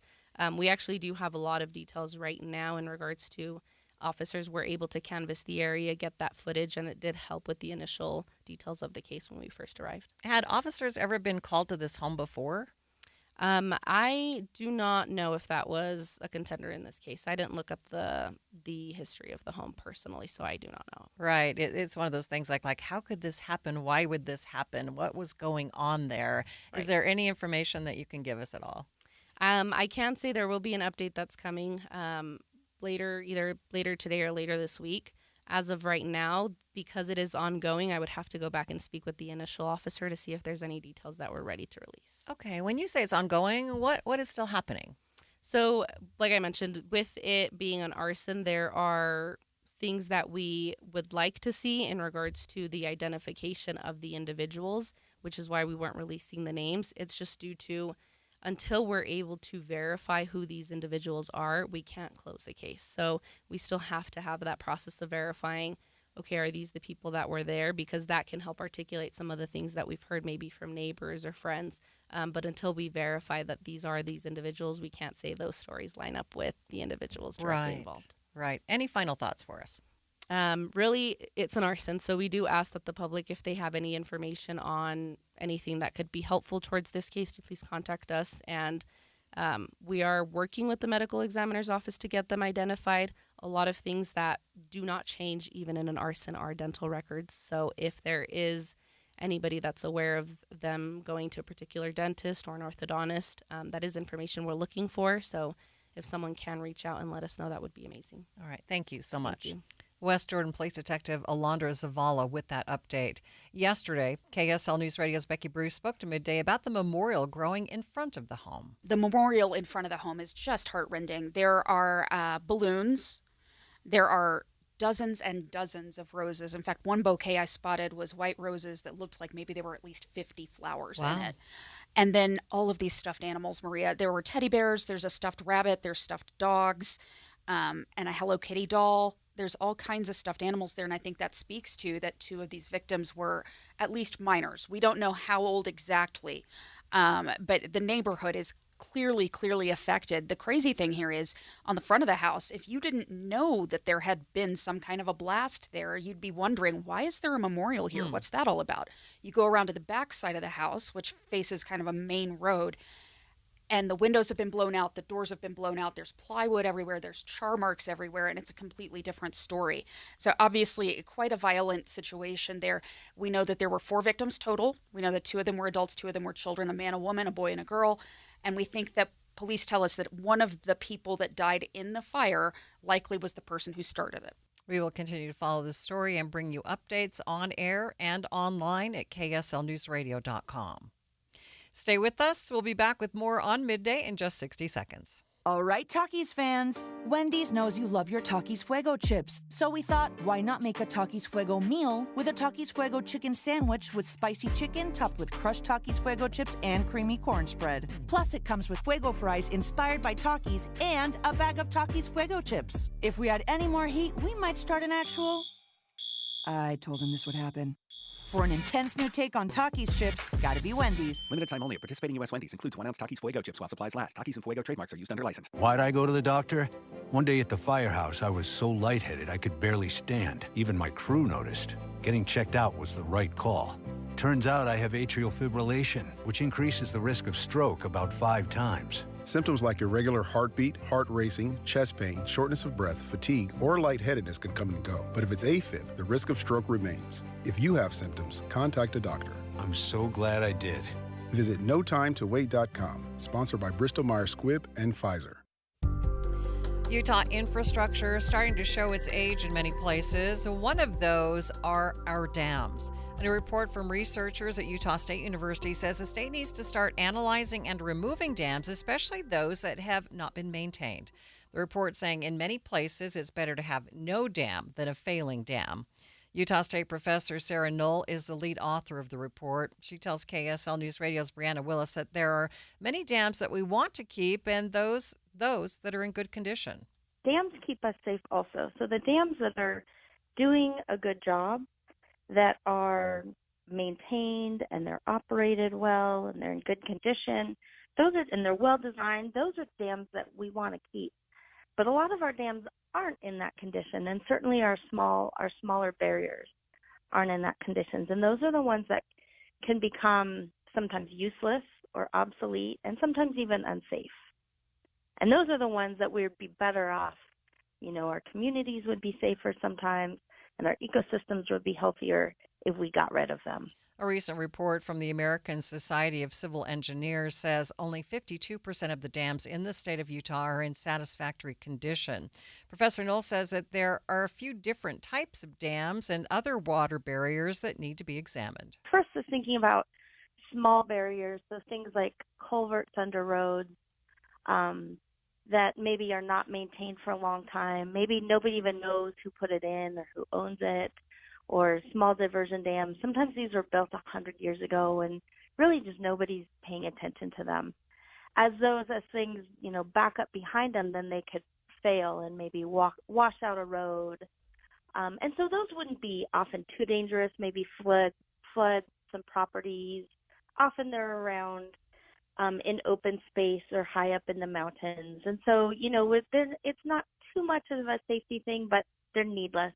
They stop fish from moving, they stop nutrients and sediment from moving down rivers, and so there's really no point to them. So those are the ones that are probably easier to take out. And then I'll give you maybe the other spectrum. So we have large dams that were built for flood risk reduction or water supply.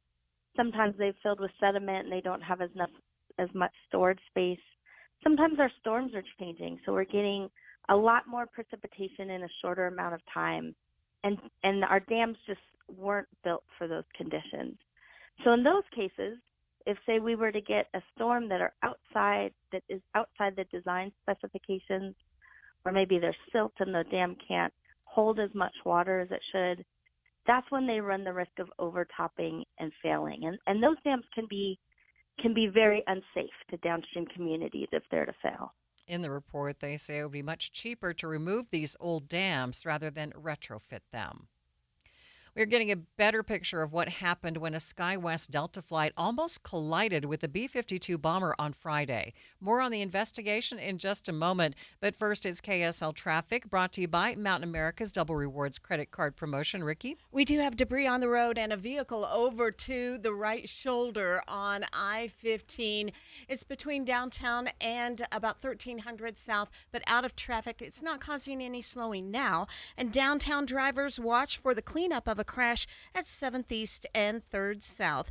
Ricky Meese in the KSL Traffic Center. Listen to KSL for the new and traditional content you've always loved. There's the new Inside Sources, expanded from 9 to noon, and new expanded news coverage with Maria Shilaos on midday, noon to 3. And of course, the news and weather from voices you love, mornings and afternoons. Here are new traditions and the familiar ones on KSL News Radio, 102.7 FM and 1160 AM. Be advised, this is your opportunity to save up to 40 to 80% on a hot tub or swim spa this weekend only, Friday through Sunday, Mountain America Expo Center, Sandy. Be advised, this is your opportunity to save up to 40 to 80% on a hot tub or swim spa this weekend only, Friday through Sunday, Mountain America Expo Center, Sandy. 18-month interest-free financing. Our factories have demanded we sell 1,000 hot tubs and swim spas this weekend. Mountain America Expo Center, Sandy. Huge factory incentives, factory rebates, this weekend only. Mountain America Expo Center, Sandy. We can remove your old hot tub. Free delivery of your new hot tub. Hot tub starting at $2,999. Mountain America Expo Center, Sandy. Free delivery of your new hot tub. Just relax and enjoy. Mountain America Expo Center, Sandy. Friday, 2 p.m. to 8 p.m. Saturday, 10 a.m. to 8 p.m. Sunday, 10 a.m. to 6 p.m. Free admission, free parking, free delivery. Mountain America Expo Center, Sandy. Call 833-SPA-SALE or visit hottubandSwimSpaSale.com. I'm Ed Evans, CEO of Consumer Cellular. No, we're not one of the big guys. Truth is, we don't want to be. If you're over 50, Big Wireless probably has you paying for more data than you might need. You could be throwing away thousands over a lifetime. We're not here to be the biggest. We're here to bring you something we believe is better. Our plans start at just $20. You'll get the same fast nationwide coverage without the big wireless bill. Call 1-888-FREEDOM or visit consumercellular.com/facts. Plans include $5 credit for auto pay and e-billing. See site for additional facts. Protect your home and auto with a bundle from Progressive so you can stop worrying about them and invent new things to worry about, like snakes in your bedroom. Sure, that sounds incredibly irrational, but now that we've mentioned it, you are a little worried. The odds of one snake, let alone snakes plural, are so slim. But you might want to check. Oh, you're not near your bedroom. Guess you'll just have to sit there and worry about it. So let Progressive protect your home and auto, because you've got enough to worry about. Progressive Casualty Insurance Company, affiliates, and other insurers. Not available in all states. Whether you're building your $1 million dream home, giving your current home a facelift, or just trying to get it out of the minor leagues, Peach Windows and Doors brings the big league look. Modern style, energy efficiency, clean lines, tough builds, and curb appeal that hits like a home run. Not sure what you need? No sweat. Peach has the coaching staff to get your home in the game. No pressure, no gimmicks, just solid game plans and pro-level results to help you knock it out of the park. Come see for yourself big, beautiful windows that bring the outside in. Visit Peach Windows and Doors showroom, big enough to spark ideas, small enough to feel right at home. It's time to step up your game and make your house the MVP of the neighborhood. Why live in the minor leagues when you can swing like $1 million? Peach Windows and Doors, because real homes play like champions. Visit peachdoorsandwindows.com or call 801-566-1255 for your free consultation. That's Peach Windows and Doors. Give them a call, 801-566-1255. You are listening to Midday with Maria Shilaos. Passengers on board a Delta flight in North Dakota operated by Utah-based SkyWest are describing the frightening scene that they saw on Friday as the pilot of their plane quickly maneuvered around a B-52 bomber that was heading straight towards them. Colonel Stephen Gagnier joins the Start Here host Brad Mielke to analyze this close call and the investigation that's now ongoing. When a passenger jet collided with an Army helicopter over the Potomac River in Washington, D.C. earlier this year, It ended up being the deadliest crash on American soil in 20 years, which was a tragedy, of course, but aviation experts also called it a warning sign for the rest of us, a signal that civilian aircraft were not always clear about where military aircraft are, and vice versa.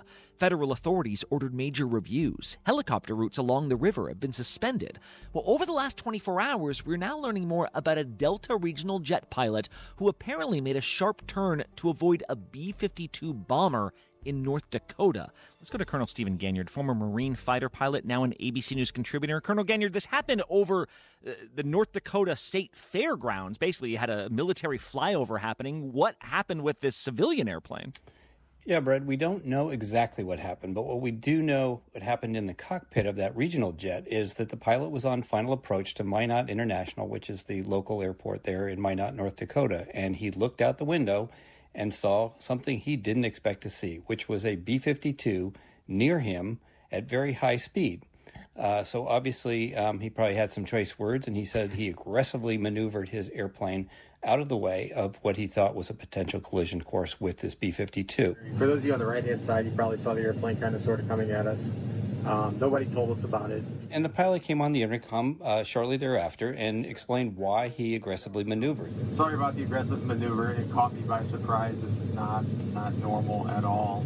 He felt that he needed to get on the PA and explain to people, like, why did I move that airplane around so close to the ground? All of a sudden, we just kind of jerk really hard to the right. It was just really aggressive how he jolted. So I'm sure people were quite concerned. It's not something that you're expecting on a bright sunny day as you're landing at an airport. Definitely not. We still haven't gotten a full readout from the Air Force on the situation either. Military officials have said a B-52 was doing a flyover at the North Dakota State Fair. They say they're investigating further, but how dangerous was this situation? Here's Colonel Ganyard again. So this is what we're trying to piece together. And one potential theory, Brad, is that the North Dakota State Fairgrounds are about a half a mile off the end of the runway at Minot International Airport. So if this B-52 was in fact getting ready to fly over the fairgrounds, then perhaps it coincided with this regional jet making its approach into Minot. There's no radar here, so the tower is controlled, the tower does everything visually. And so at this point, what they're going to have to do is go back and talk to the tower controllers, talk to the Air Force B-52 pilots, and see what did they see and how did that match up on timing with the aircraft, the regional jet being on final. So the real key here is that we don't know what happened, but we do know that there was a flyby by the Air Force B-52 very close to the end of the runway at about the same time this regional jet was landing. And that may be where the problem is. It wasn't broadcasting its signal, so we can't see it on publicly available radar. We don't know how close those planes got. The regional fairgrounds are, because they're so close to the regional airport, if the B-52 was going to be flying that close to the airport, they had to, by law, contact the tower and tell them what they're doing. If they're within 5 miles of that tower, they need to tell them what's going on. Mm-hmm. Now, we don't know if the B-52 crew did talk to the tower, and we don't know if they did talk to the tower, whether the tower relayed that to the regional jet. But apparently, it shocked the heck out of the regional jet pilot. So it appears that at some point here, we may have a failure to communicate. Well, and I guess my last question is this just something that happens? Like, yeah, sometimes planes from these different groups, like, pass by each other. It's easy to, like, get nervous if you don't know anything. Or is this a more lasting concern that pilots are not being told about the movements of the military jets, or the military folks are not being told about the civil aviation flights? I mean, what's your sense? Yeah, it's concerning, Brad. I mean, before the mishap at Reagan, I would have said, well, big sky, little bullet, no problem. Just deal with it. This is what happens when you're flying in visual flight rules. But after the Reagan, after the DC crash, it's like, nope, we got to think about this more closely. This was a military airplane, not under radar control, and it came close. We don't know how close, but it came close to a civilian airliner. That's not good.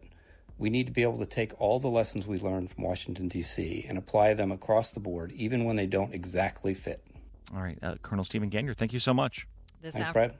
This afternoon, the Air Force did say that the B-52 crew had contacted Minot International Airport beforehand and was not advised of the inbound commercial aircraft. If you've flown commercial with your children, you know what a hassle it can be. Nothing says peaceful vacation like fighting with your kids to get through security and onto the plane. Well, now, amid several other changes, TSA has been making that they're trying to make it a little easier and a little faster for families. KSL News Radio's Alexandria Bonilla has details. The Families on the Fly initiative dedicates some of the security lanes to families with small children. Homeland Security Secretary Kristi Noem says it's designed to enhance hospitality for families during the screening process. It's also supposed to roll out to locations where families often travel with small children. Right now, it's just in Orlando, Florida, and Charlotte, North Carolina. This initiative is just part of a bigger series of airport changes to come. Alexandria Bonilla, KSL News Radio. The Families on the Fly program will also give families a $15 discount for a TSA pre-check. Diet Coke, it's a pretty popular drink, especially here in Utah. Well, its older sibling, the original Coke, not new Coke, is getting an updated recipe. It's going back to its roots, not with cocaine, but with sugar. I like to teach the world to sing. If you could give the world a Coke, would it be made with high fructose corn syrup or cane sugar? Soon you'll have your choice. President Trump said last week Coke had agreed to use real cane sugar in its signature product. While Coca-Cola CEO James Quincy didn't exactly confirm that, he did say they plan to expand their offering soon, including a version made with cane sugar, what's been sold in Mexico for years. Quincy also says Coke appreciates the president's enthusiasm in the brand. Sherry Preston, ABC News. The Coca-Cola Company hasn't given a release date and hasn't said whether the offering with U.S. cane sugar will be an existing product or whether it will be a new one. The original Coke, do you remember what that tasted like? I don't. Well, thanks for being with me today on Midday. We are streaming live on the KSL News Radio app, and it is sponsored by At Your Service Pros. It's 1:30 midday at KSL News Radio. I'm Maria Shilaos. Some of the stories we are watching this hour. Regular Utahns taking matters into their own hands, confronting alleged child predators. Earth spinning a little faster. Can you feel it? And KSL traffic, Ricky. Roads closed in Clearfield due to a gas line break near 24th South and 5th West. And if you're in that area, avoid it. They're trying to block off roads surrounding that for a 4-block radius. Maria? We'll check your top local stories in just 1 minute, but let's get the latest now from ABC News. It's 88 degrees in downtown Salt Lake City. ABC News, I'm Michelle Franzen. As calls mount for the Justice Department to release all the Jeffrey Epstein files, a House panel now approved a motion for the GOP chair to subpoena Epstein's co-conspirator, Ghislaine Maxwell. Now the DOJ is also pushing to talk with Maxwell. It's a stunning announcement from the number 2 in the Justice Department, who previously served as Donald Trump's defense attorney. Deputy Attorney General Todd Blanche now says he hopes to meet with Ghislaine Maxwell to see if she believes anyone else should be prosecuted. Maxwell, Jeffrey Epstein's former girlfriend, is currently serving a 20-year prison sentence, and she's the only person other than him to ever be charged with sex trafficking. In a statement earlier this month, the DOJ and FBI said they'd seen no evidence implicating anyone else. ABC's Stephen Portnoy. Severe heat impacting millions across the U.S. this week with dangerous temperatures and humidity in the Midwest and South. Black Sabbath frontman Ozzy Osbourne has died. His family says the British rocker passed away surrounded by love. Ozzy Osbourne was 76. This is ABC News. KSL's top local story. Police have arrested 3 men they believe were involved in a double stabbing at a quinceanera party in Heber City over the weekend. KSL.com reports David, Christian, and Johnny Gervasio were each booked into the Wasatch County Jail on suspicion of attempted murder and aggravated assault. Police say they are still looking for 2 other people involved in the stabbings. The Lehigh City Council is scheduled to vote tonight on an ordinance that makes it illegal to jump, fish, or even just stand on a bridge if you're walking from one side to the other. KSL News Radio's Randall Jepson has more. Lehigh City has dealt with tragedy in the past from people bridge jumping. In 2018, 16-year-old Cole Merrill, he did a backflip off the Old Iron Bridge into the Jordan River and did not resurface. KSL spoke to his friends back then as they dealt with the loss. He was so nice, the most contagious smile. He has so many videos of bridge jumping on his Instagram. I feel like it's also a big lesson to all of us. Tonight, Lehigh City Council members are expected to vote on a new ordinance that would make it a Class B misdemeanor to jump, fish, loiter, or essentially do anything on a bridge in the city rather than just walk across it. If passed, the ordinance would take effect immediately.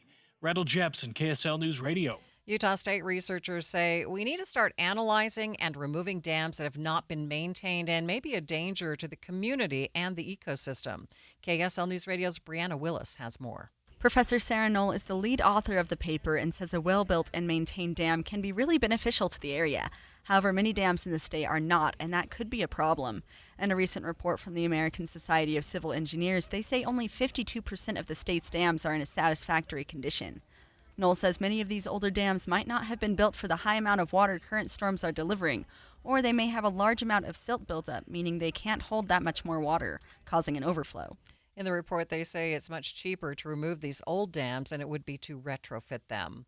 Other local stories KSL is following. Ogden fire crews respond to an abandoned meat building today after people reported a terrible, rotten smell. We anticipate maybe a day or two of the smell, so they should dissipate over the next day or two. But we made sure that it was safe for the cleanup company to go in and start cleaning up the perishable material. Ogden Fire Chief Mike Slater tells us the building near 37th Street and Quincy Avenue was occupied by Mountain West Meats, and everything inside was rancid. They don't know why that building was abandoned. And taking a look at your money at this moment, the Dow is up by 171 points, sitting at 44,494. S&P, it's up by 8. The NASDAQ is down by 50 points. Traffic and weather, it's brought to you by Mountain America's Double Rewards credit card promotion. Ricky? We've had a KSL traffic trooper reporting a UHP slowdown on the freeway. I saw the delays. I just couldn't see what was happening.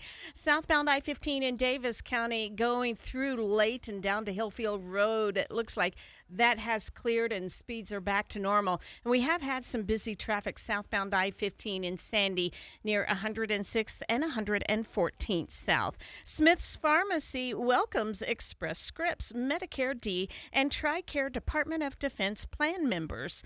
You can transfer prescriptions at smithsfoodanddrug.com/pay or update. Ricky Meese in the KSL Traffic Center. High today of 93 degrees. Tomorrow 93 degrees, up to 94 on Thursday, but pretty much staying the same. Till we reach Monday, though, we'll be 98 and just a slight chance of showers on Thursday. 88 degrees at the KSL Common Spirit Health Studios. The sources where we get our news matters. When you listen to Utah's Morning News, we want you to feel the stories are important to you and trustworthy. This is Amanda Dixon. And I'm Andy Farnsworth. Join us weekday mornings on KSL News Radio. Getting help with electrical repairs is easier than you think. All you have to do is call Any Hour Services or schedule an appointment at anyhourservices.com. No one helps more homeowners than Any Hour Services. Back to school shopping. It's basically like a sport. The kids want new shoes, new jeans, new colors, new everything. And honestly, they're not wrong. They've grown. Their style has changed. And apparently, last year's hoodie is embarrassing. So we make a quick trip to the mountains. Junction Commons Park City has cooler temps, fresh air, and way better deals. Sneakers? We hit Nike Factory, Adidas, and Vans Outlet. Clothes? Abercrombie & Fitch, American Eagle, Gap Factory, J. Crew Factory, Buckle, all the brands they want without draining my wallet. And while they're shopping, I get a little mountain escape, a latte in hand, cool breeze, and a few peaceful moments to myself. Honestly, it's the kind of back-to-school tradition I can get behind. Junction Commons Park City. Cooler temps, hotter deals, and one very relieved parent. If you have unfiled taxes or are in debt to the IRS, this is important news. Did you know the IRS has programs specifically designed to help people struggling with tax debt? Powerful tax assistance programs that can save you thousands if you qualify. No one knows these programs better than the experts at Optima Tax Relief, America's most trusted tax resolution firm. A-plus rated by the Better Business Bureau, their award-winning tax attorneys and licensed professionals have resolved over $1 billion of tax debt for their clients. One call to Optima can start the process, helping to put an end to your worries about wage garnishment, asset seizure, and other aggressive IRS actions. Find the best options to solve your tax problems. Call the experts at Optima Tax Relief today for a free consultation. Call 800-343-6460. 800-343-6460. 800-343-6460. Optima Tax Relief. Some restrictions apply. For complete details, please visit OptimaTaxRelief.com. You are listening to Midday with Maria Shilaos. Viral videos, dramatic encounters, private citizens leading efforts to catch child predators. Law enforcement divided on these groups taking matters into their own hands. KSL investigator Daniela Rivera dug into this growing trend, how it helps, and how it's a danger all at the same time. Scroll through social media and you'll find stings. Gotta have a conversation about Lily, okay? Setups, Jonathan, and confrontations going viral. just stop, just calm down, knock down on me. Groups of citizens pose as minors online to bait potential child predators. They film and share the encounters with huge followings who pay to watch. Encounters turning crime into content. It's a trend growing online and here in Utah. How's it going, ma'am? Good. Hey, what's your name, sir? Alex, nice to meet you. Nice to meet you. Predator Poachers is one of those groups. You're not gonna ever try to meet a 13-year-old again, are you? Okay, this is your last time doing it, buddy? Alex Rosen and his camera crew called the Weber County Sheriff's Office in 2024 after confronting 43-year-old Jonathan Turkelson. He thought he'd been messaging with a teenage girl. He invited this 13-year-old girl over under sexual pretenses. Rosen handed deputies records of all the messages Turkelson sent. Many we can't show you on TV. I'd like to bury it and move on. During an interview, detectives asked Turkelson if he planned to do anything sexual. Oh, I thought about it. Oh, definitely. I'm a dude, man. Of course. Turkelson is now a convicted sex offender, a success story for the Houston, Texas-based predator poachers. We do love the PDs in Utah. Most of them have arrested our guys and are very receptive to what we do, so we love coming to Utah. We caught up with Alex Rosen this month, on the road, chasing his next catch. Here we have arrests in 48 different states, convictions in 41, including in Utah. He proudly rattles off stats and stories. I think all of our guys in Utah have been arrested except for 2. 6 years into a venture he started with his first fake profile at 19. I wanted to see for myself, and, I've always wanted to catch the bad guys. Now he works with a team of more than a dozen people. Videos of his confrontations are posted behind a paywall for loyal subscribers. They even sell merch. Most people are very supportive of what we do. They like to see the pedos go down. So, are these citizen groups helping understaffed police departments or complicating justice? We went to law enforcement to ask. I think they have good intentions. There are a lot of ways that things can go wrong. People are going to get hurt. Several longtime law enforcers and prosecutors say they're worried about civilians orchestrating these stings, doing a job that's traditionally reserved for sworn and trained officers. They don't have the training, they don't have the expertise, and it's very dangerous. But I do think they are doing things that they're not qualified to do. Their top concern, safety. Police say more predators are showing up to encounters armed. When they see somebody show up with a bunch of phone cameras and they realize what has happened, things can turn dangerous pretty quickly. Prosecutors also worry about having to throw out a case because of evidence issues, a technicality, or a violation of someone's rights. And those are the things that when law enforcement does it, I don't have to worry about. Though we haven't found an example of that happening in Utah. Rosen has a different view. He says there's simply too many predators online for police to get them all. Do I think the cops would get most of them? No, I don't. I really don't. We have over 200 convictions, and the amount of them that the cops were already investigating, I can count on probably only 2 hands, maybe even less. He says predator poachers are not violent during their confrontations. We're the antithesis of vigilantes. We gather evidence and turn over to law enforcement, want them to be prosecuted. Rosen admits he has been chased by someone with a gun, and he made headlines earlier this year when he was arrested for trespassing and harassment while confronting an alleged predator inside a restaurant. He's also open about the fact that this is how he makes a living. A criticism they like to say of some of what we do is that we do it for clicks, money, and this type of stuff. One, I need to have a job. I mean, that's how I, take care of myself. But he says it's not about who gets the credit. Look, that pedo's arrested. He's never going to touch a kid again, and that's all we care about. And some in law enforcement are grateful. Good work on what you guys are doing. Yeah, y'all too. Thanks for being swift with this. With the predator poachers on our case, it was handled the best way it could have been.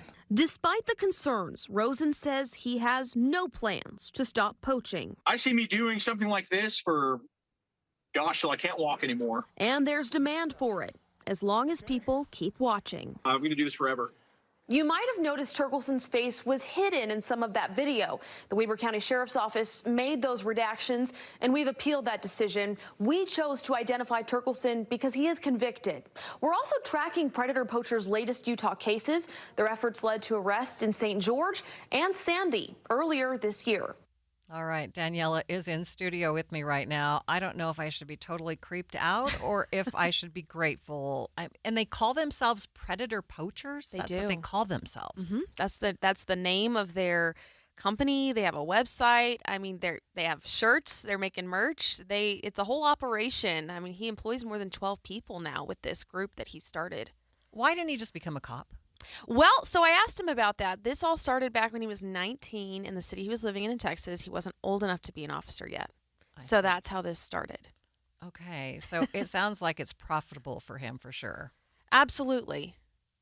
So listeners are probably familiar with the Dateline NBC program To Catch a Predator with Chris Hansen. As you spoke with these vigilante type groups, did any of them mention that program as kind of a motivator for themselves? Absolutely. These citizen groups are inspired by the show To Catch a Predator. He mentioned it, and I have to note they really bristle at the word vigilante. They feel that that's not a appropriate descriptor for them. And so, this was quite interesting just to really dig in. We focused on predator poachers because this is the group that we saw coming to Utah, and we were seeing arrests coming from confrontations that they did here in Utah. The New York Times did an interesting investigation about how these predator hunter groups have become more violent over time.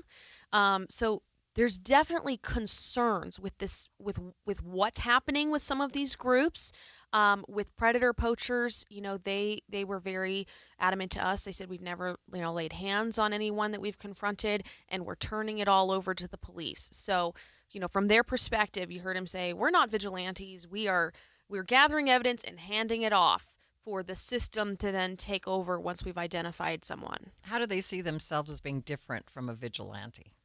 So I think they do not see themselves as taking the law into their own hands, because they call the police, they hand them the evidence, they show up to court to testify when people are being prosecuted. And he said to me, we are not judge, jury, and executioner. And that is different than what we have seen with some of these groups across the country. There have been incidents of violence where the predator hunters are then exacting physical consequences on the alleged predators that they are encountering. And predator poachers was very, they're saying, we don't do that. We don't believe in that. We are not violent. We will never harm these people. And I do think that a lot of the people they're confronting, they've seen this online. They know that some of these groups are violent, and I've watched a lot of Alex Rosen's videos now, and one of the first things he's saying to these people when he meets up with them is, I'm not going to hurt you. I'm not going to hurt you, because there are predator hunter groups out there that have become violent. Okay, you mentioned local law enforcement and their Yes. concerns. So in Utah, have there been cases where they actually had to throw them out because the evidence was tampered with or something like that? We didn't find an example of that.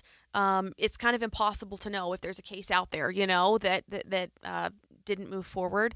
What we are seeing is that sometimes more investigation needs to take place. So in the case of the individual that was highlighted in this report, he was confronted by predator poachers. He goes and does an interview with law enforcement where he's then saying more incriminating things to law enforcement. Then they get a warrant. They go look at his devices, and that's where they find child sexual assault material.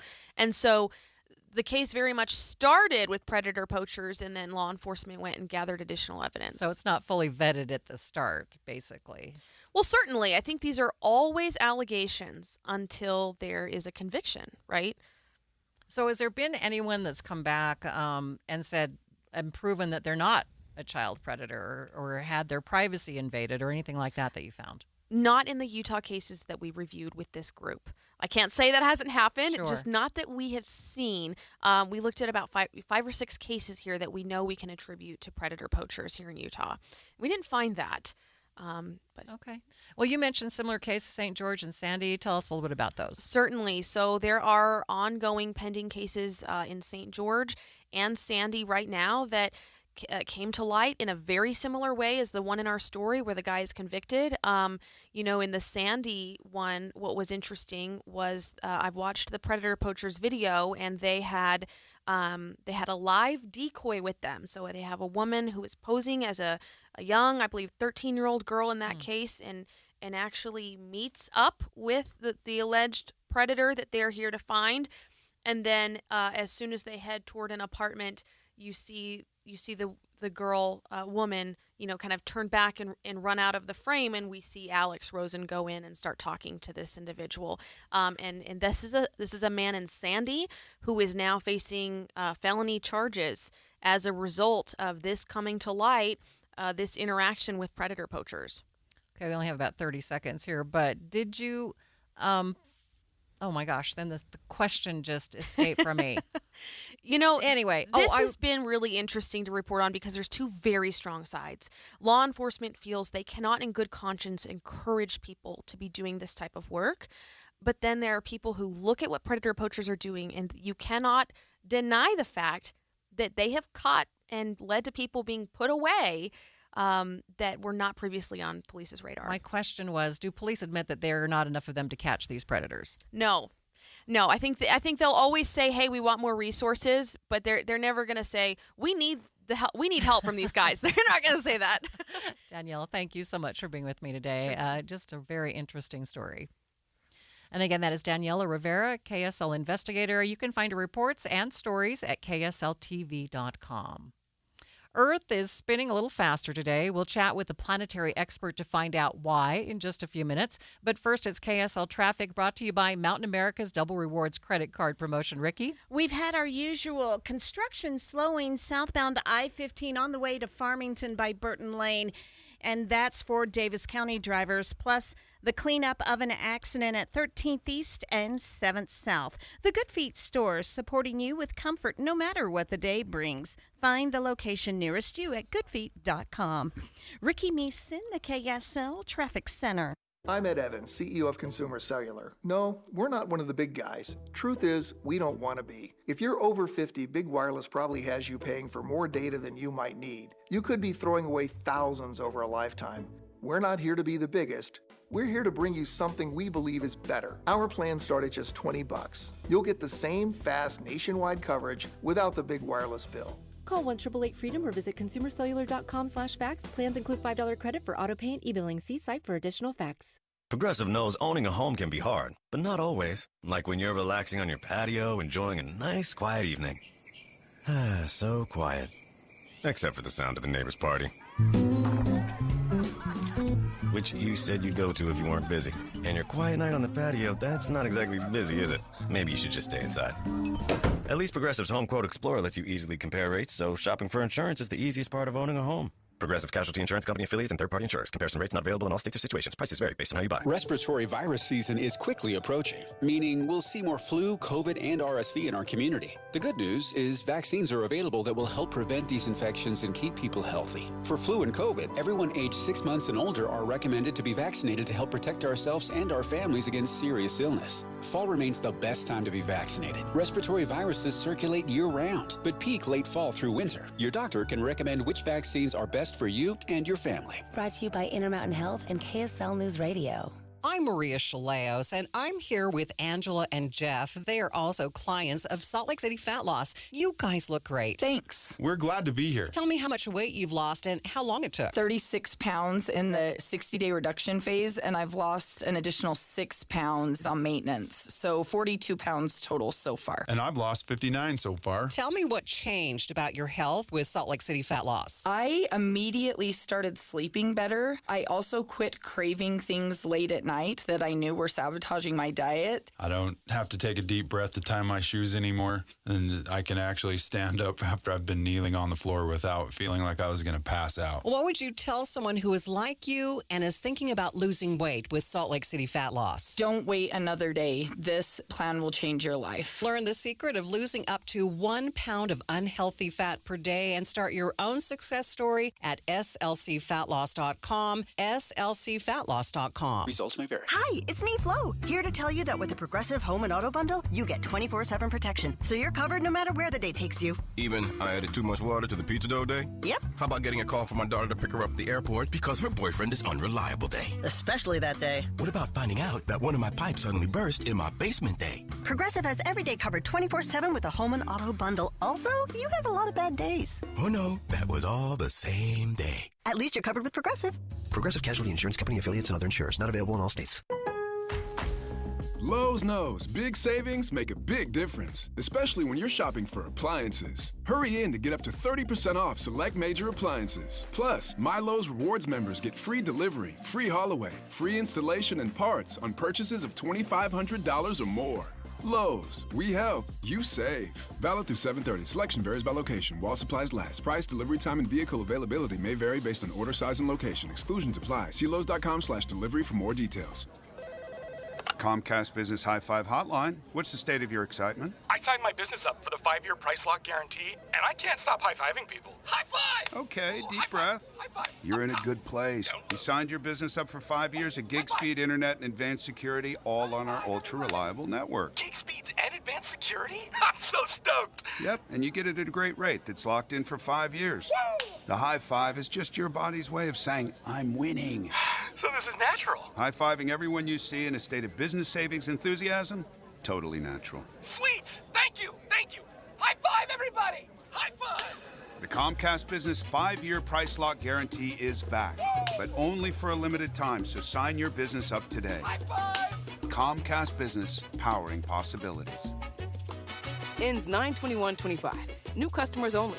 Guaranteed rate applies to monthly service charge on qualifying internet bundle, excluding taxes and fees. Other restrictions apply. This is Midday with Maria Shilaos. The days are getting shorter. Can you feel it? Now, I'm not talking about getting less daylight each day, although that is happening. No, I am talking about the Earth spinning faster. You probably haven't even noticed. It's not like you're having to hold on to something or stop yourself from flying off the planet, nothing like that. Midday executive producer Andy Cupp turned to the stars for some answers from Jason Trump at the Clark Planetarium. I kind of just wanted to get some perspective from people who understand the planets and space as to like why the Earth would be spinning faster. And if you could help put it into some context, like we're not talking that we're spinning a whole hour faster. Our days aren't Sure. that much shorter, you know? So what can you tell me about that? So scientists, astronomers, those that are monitoring the Earth, have indicated that this year there's actually several dates when we're going to be spinning faster. They're going to be shorter days than usual. The Earth is spinning faster, but to put that in perspective, that is a little bit over a millisecond faster.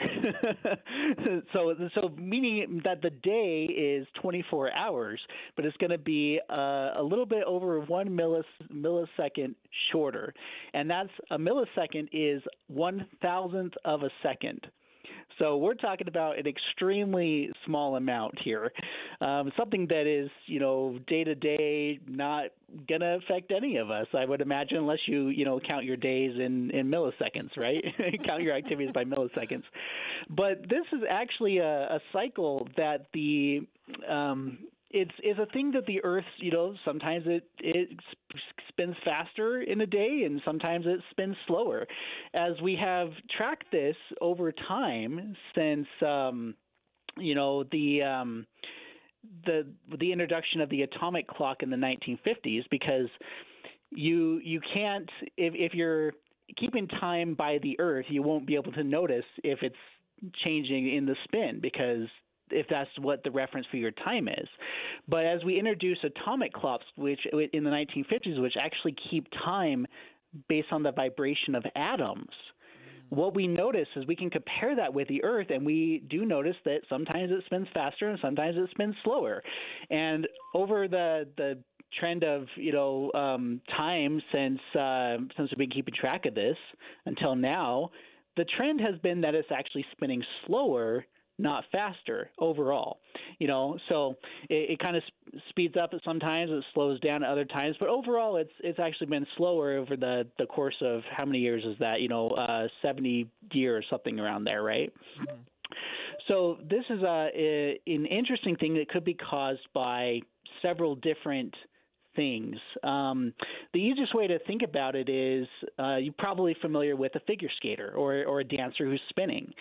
And when they have their arms out, they spin slower. And then what do they do when they bring their arms in? They start spinning faster. Well, this is a fundamental physics concept that we call the conservation of angular momentum.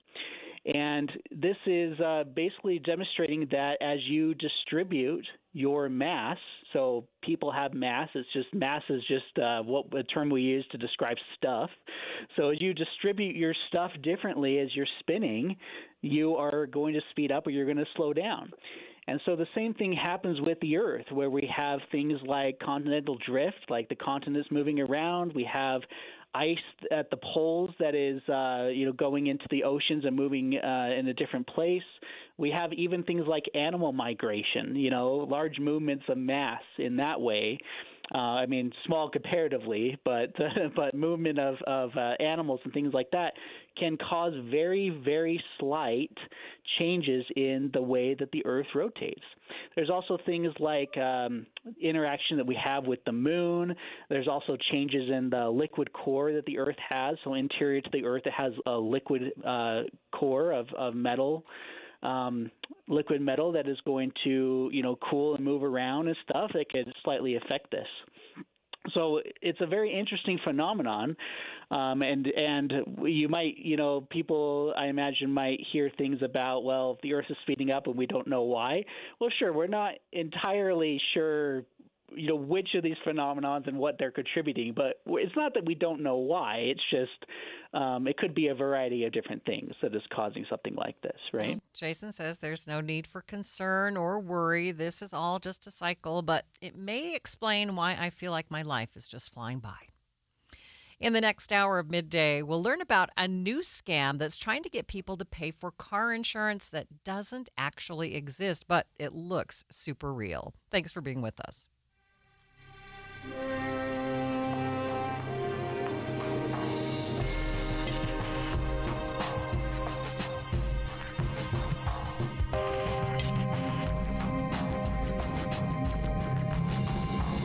KSL FM Midvale. KSL Salt Lake City. From the KSL Common Spirit Health Studios, this is KSL News Radio. Utah's news, traffic, and weather station. A last-minute push underway to stop the execution of death row inmate Ralph Menzies. The clock runs out tomorrow for the state to respond to a last-minute request asking Utah's parole board to stop the execution of death row inmate Ralph Menzies. The time is 2 o'clock on Tuesday, July 22nd. It's midday. I'm Maria Shilaos. Coming up, we'll get a live update on today's hearing from KSL News Radio's Eric Cabrera. Also this hour, we want to be innovative and on the leading edge for folks to be able to take advantage of the opportunities that come when you have an education. Some Utah universities, like Weber State, introducing bachelor degrees that can be completed in 3 years. But first, our top stories. We are learning more about the deadly West Jordan fire that killed 4 people. KSL News Radio's Alexandria Bonilla reports. The West Jordan Police Department believes it was arson, and the fire was started inside of the home by one of the 4 victims. Detective Alondra Zavala tells Inside Sources it was most likely in the lower levels of the home. The home is actually split into 2 different homes. The lower portion had completely been burned. The upper level, because it's 3 stories, there were actually some rooms that were not damaged. Zavala says there are multiple clues that can point to arson rather than something accidental.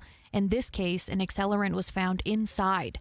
An accelerant can be anything that helps the fire grow, like gas, alcohol, or kerosene. Alexandria Bonilla, KSL News Radio. Our top national story from ABC News. We are learning new information today about the active shooter in Coeur d'Alene, Idaho in June that killed 3 firefighters after starting a wildfire on a mountain. Kootenai County Sheriff Bob Norris says he now knows shooter Wes Rowley had walked into a Coeur d'Alene fire station in May asking to become a firefighter and was expecting to become one that very day. When he was told it was a long process, he became angry, and that in June he set out to murder firefighters. The suspect committed arson by lighting a series of fires to initiate a response from local fire departments. In his apartment, the sheriff says they found drawings Rowley had made plotting his attack on the firefighters at that trailhead. Alex Stone, EBC News. Ozzy Osbourne has died. He was 76. More from ABC's Chris Connolly on his legacy. Creating the very genre of heavy metal with Black Sabbath, the idea of the frontman, the sound of the band, the topics it covered.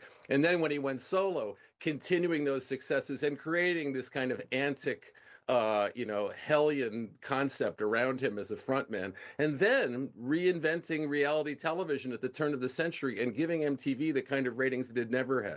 The statement from his family announcing his death did not include a cause, but in 2020, Osbourne revealed that he had Parkinson's disease. Taking a look at your money at this moment, the Dow is up by 179 points. It sits at 44,502, and that is at the close. S&P 500 up by 4. The NASDAQ ending the day down 81 points, sitting at 20,892. Traffic and weather is brought to you by Mountain America's Double Rewards credit card promotion. Ricky? Crews have just moved a crash out of traffic in Utah County at the ramp. Southbound I-15 at Lehigh Main Street, it's no longer a factor, but we're still seeing some busy traffic in the area. Also, slow down southbound I-15 through the construction zone. And this is near Burton Lane as you're going from Kaysville to Farmington. Ricky Meese in the KSL Traffic Center. When it comes to the weather, what you see is what you're going to get, apparently. The next 7 days looking pretty much the same, with this being the coolest and climbing to 98 degrees by Monday. 88 degrees at the KSL Common Spirit Health Studios. Mornings are for recharging. And they're for starting your day right. We volunteer to join you in the car. Get news and weather at 102.7 FM during the most important part of your day. Andy and Amanda, each morning between 5 and 9 on KSL News Radio. Right now at S&S Roofing, get $1,000 off any roof replacement. Plus, you'll get their incredible 50-year worry-free warranty. Dial pound 250 and then say the keyword S&S Roofing for a free bid. At Trio Senior Living, older adults aren't slowing down. They're just getting started. The Prime Fit Wellness Program expands wellness beyond the gym into every aspect of community life. Whatever your goals, the team at Trio Senior Living has got your back, so you can put your best foot forward. Call 801-475-4004 today to schedule your personal visit. Five guys walk into a JCW's and order burgers. A pastrami, a mushroom Swiss, a guacamole bacon, a hickory barbecue, a ribeye steak, 2 onion rings, 3 french fries, a strawberry, mint, peanut butter, chocolate, and marshmallow shake, and not one left to tip. Because at JCW's, we don't ask for it. We think the price you see should be the price you pay. And all that, would you like to leave a tip stuff, is for the birds. JCW's. Quality and a lot of it. Open in American Fork, Lehigh, Provo, South Jordan, and Harriman. Hey Utah, think about the water in your home. Is it as good as it could be?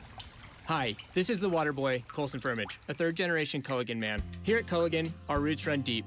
My grandfather started with Culligan over 5 decades ago, and that commitment to quality and service is stronger than ever. We understand Utah water, and we have the top-rated water filtration technology to make a real difference in your daily life. Imagine softer skin, longer-lasting appliances, and water that tastes truly refreshing. That's the Culligan promise. Maybe you're wondering about your current water system. Does it even work? We're offering free water tests for all makes and models. Just call us at 801-509-9602 or visit us online at culliganslc.com to schedule your free water test. And for a limited time, you can experience the Culligan difference and save. Receive $1,000 off a new Culligan water filtration system, plus enjoy the convenience of free salt delivery for a full year. Call 801-509-9602 or online at culliganslc.com. Culligan, water you'll love. Before a disaster turns your family's world upside down, it's up to you to be ready. Get a kit, make a plan, be informed. Learn how at www.ready.gov. Brought to you by the Federal Emergency Management Agency and the Ad Council.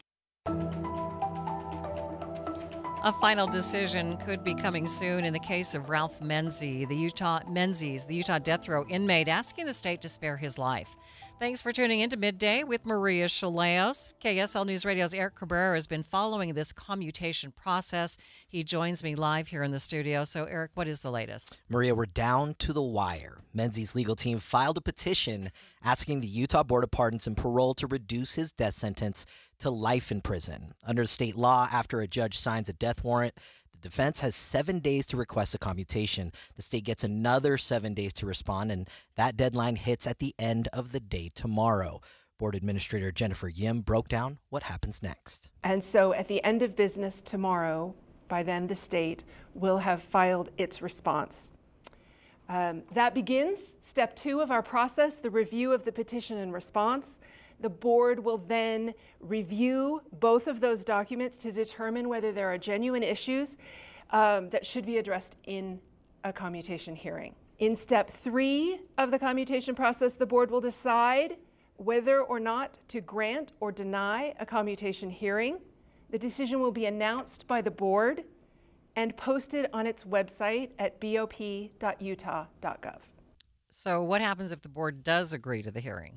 Then it all moves behind the walls of the Utah State Correctional Facility. Menzies' attorneys would present their case, prosecutors would respond, and then even victims' family would be allowed to testify.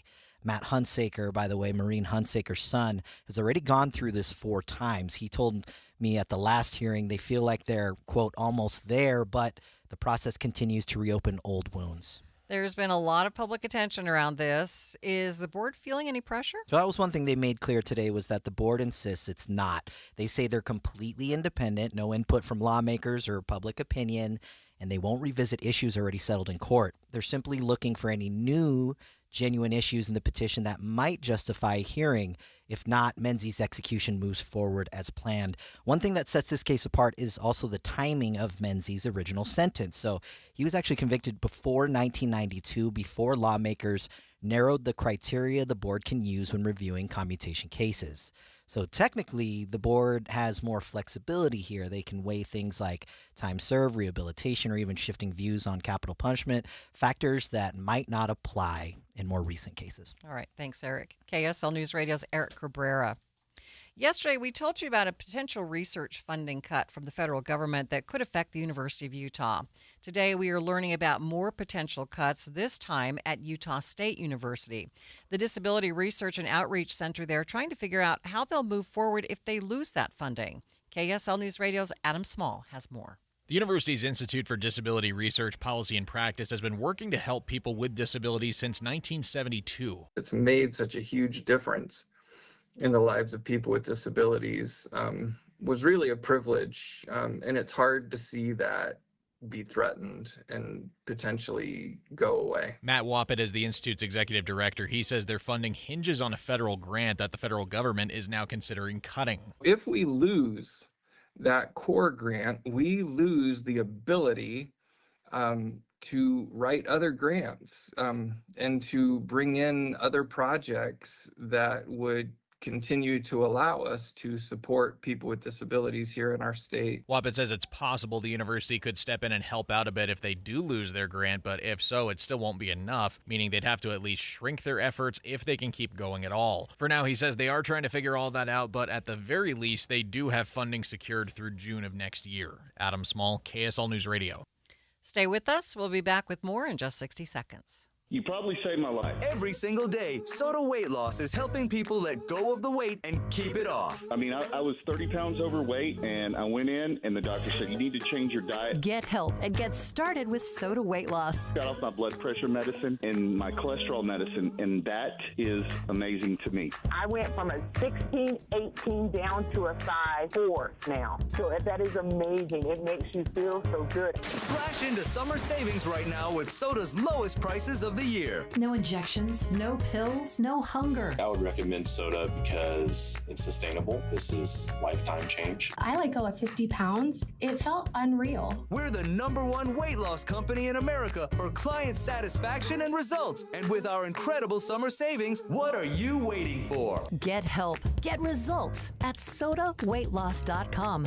That's SOTA weightloss.com. Soda is, say it with me, state of the art.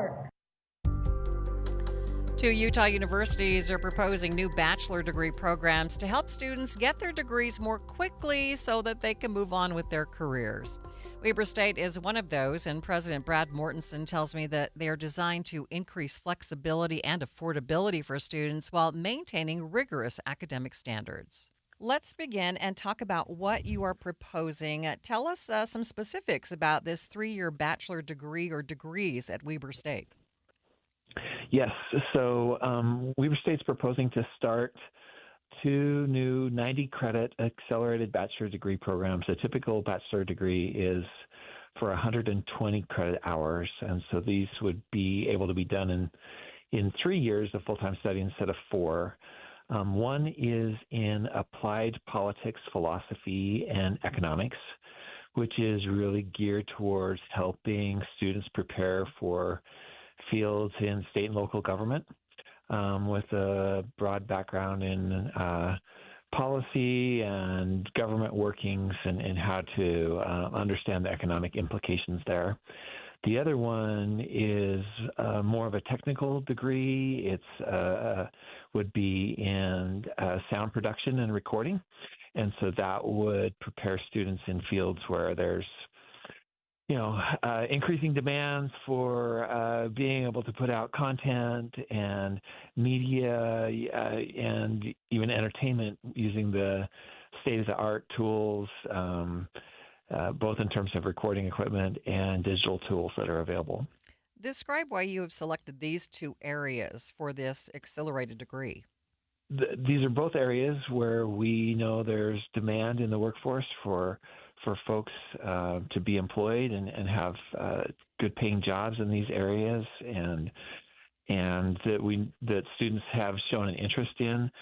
They're also ones where our faculty have stepped up and said, okay, let's start to dip our toe in the water with these accelerated bachelor's degrees. And really what an accelerated bachelor's degree does is it streamlines some of the elective credits. You still have all of the core general education and subject matter in the discipline, but it streamlines out the electives.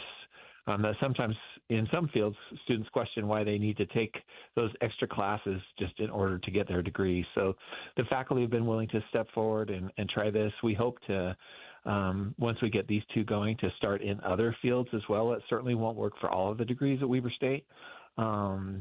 But there are some other areas where we want to push this forward also. Describe the challenges that have faced students in getting a 4-year degree and what you see as the benefits of these programs. Yeah, we have about 3,500 students who just in the last few years have stopped out of completing their bachelor's degree at Weber State once they've already gotten 90 credit hours. And we know that oftentimes the leading cause for that is, something happens in life or just financially they're no longer able to afford to complete their education. So we want to remove that barrier and both of cost and also of time in helping students to be able to get a bachelor's degree that will help them level up in the workforce and also get opportunities to go on to graduate school. We understand that there are a number of graduate programs across the country who've said that they'll be willing to accept students with bachelor's degrees regardless if they're 120 or 90 credit hours. And so we don't really see this being a limiting factor for folks who may want to go on for additional education. But we also have built in pathways so that students can also in those fields get a 120 credit hour bachelor's degree if that's going to be of benefit to them. Right. This is something new. I mean, we are one of the few states that have started doing these accelerated degrees. Isn't that true? Yes. We need to here locally give credit to Ensign College in BYU, Idaho. They actually launched this. They received a pilot from our institutional accreditor. We're all accredited by the Northwest Commission of Colleges and Universities. And so Ensign and BYU-I have been doing a pilot for almost 2 years now, and they kind of paved the way for us. But the Utah Board of Higher Education adapted their policies over a year ago for our other Utah system of higher ed schools to be able to do this once the pilot was successful, and Northwest Commission said in their meetings just earlier this month that they're willing to open this up to other schools. And so our two programs are waiting, pending final approval from the Northwest Commission before we'll be able to offer them. But we're hoping to be able to open up those pathways as soon as this fall. Any final thoughts for us? This is just one more indication, I think, that schools in Utah, Weber State included, are trying to do things to make sure that there aren't any barriers for folks to pursue a higher education, to pursue a bachelor's degree, that we're trying to be cost conscious as well as knowing that time is a barrier, and we want to be innovative and on the leading edge for folks to be able to take advantage of the opportunities that come when you have an education. Thank you so much for your time today. Yes, thanks, Maria. It's great to visit. And that is Weber State President Brad Mortensen. Utah lawmakers and higher education leaders have championed these speedier and less expensive paths to bachelor degrees. A new scam trying to get you to buy car insurance. The kicker is that the insurance doesn't actually exist. More on that after the break. But first, it's KSL Traffic, brought to you by Mountain America's Double Rewards credit card promotion. Ricky? No accidents on your Salt Lake County freeways. Traffic light, moving along just fine. That spot of slowing continues in Davis County. It's southbound I-15 going through the work zone with construction near Burton Lane, leaving Kaysville on the way to Farmington. Advanced Window Products offers Graber window coverings, high-end quality with the best warranty. Save 30% off when you mention KSL. AdvancedWindows.com. Ricky Meese in the KSL Traffic Center. Behind the curtain of Utah and Washington politics. It seems like the federal government is now saying to the states, you have much more control of your destiny. And expanded inside sources. And so our legislature is trying to figure out what their boundaries are. Well, even like FEMA, right? Yes. Wildfire disasters. The all-new Inside Sources. If we have to pay for it all of ourselves, can we afford that as a state? Greg Skordas and Holly Richardson, now on 9 to noon on KSL News Radio. Texting privacy policy and terms and conditions posted at textingterms.us. Texting enrolls you for recurring automated text marketing messages. Message and data rates may apply. Reply STOP to opt out. There's a lot on the line in divorce. This is Joe Cordell of Cordell & Cordell, the largest family law firm in the country. When you find yourself facing divorce, you need a partner you can count on. Connect with a local divorce attorney today. Text Office 44 to 32 32 32. Office 44 to 32 32 32. CordellCordell.com.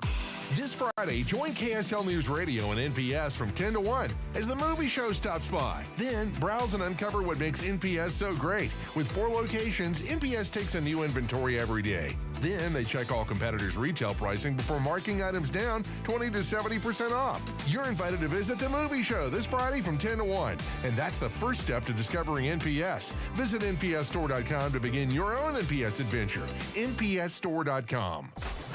Be advised, this is your opportunity to save up to 40 to 80% on a hot tub or swim spa this weekend only, Friday through Sunday, Mountain America Expo Center, Sandy. Be advised, this is your opportunity to save up to 40 to 80% on a hot tub or swim spa this weekend only, Friday through Sunday, Mountain America Expo Center, Sandy.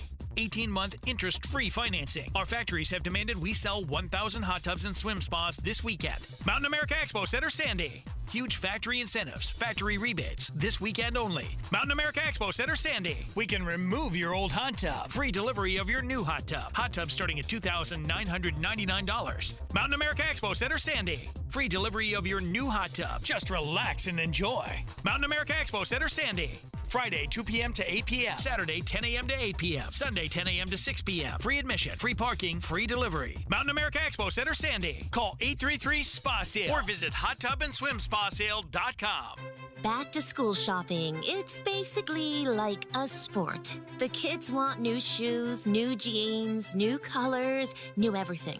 And honestly, they're not wrong. They've grown. Their style has changed, and apparently, last year's hoodie is embarrassing. So we make a quick trip to the mountains.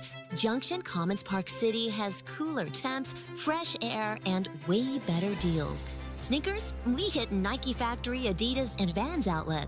Clothes? Abercrombie & Fitch, American Eagle, Gap Factory, J. Crew Factory, Buckle, all the brands they want without draining my wallet. And while they're shopping, I get a little mountain escape. A latte in hand, cool breeze, and a few peaceful moments to myself. Honestly, it's the kind of back-to-school tradition I can get behind. Junction Commons Park City. Cooler temps, hotter deals, and one very relieved parent. If you love to travel, Capital One has a rewards credit card that's perfect for you. With the Capital One Venture X card, you earn unlimited double miles on everything you buy. Plus, you get premium benefits at a collection of luxury hotels when you book on Capital One Travel. And with Venture X, you get access to over 1,000 airport lounges worldwide. Open up a world of travel possibilities with the Capital One Venture X card. What's in your wallet? Terms apply. Lounge access is subject to change. See CapitalOne.com for details. This is the story of the one. As a safety manager at a manufacturing plant, he does everything he can to keep his coworkers safe.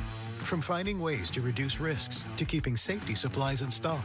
And for that, he relies on Grainger. Grainger offers a broad range of quality products and next-day delivery, so he can always play it safe. Call 1-800-GRAINGER, click Grainger.com, or just stop by. Grainger, for the ones who get it done.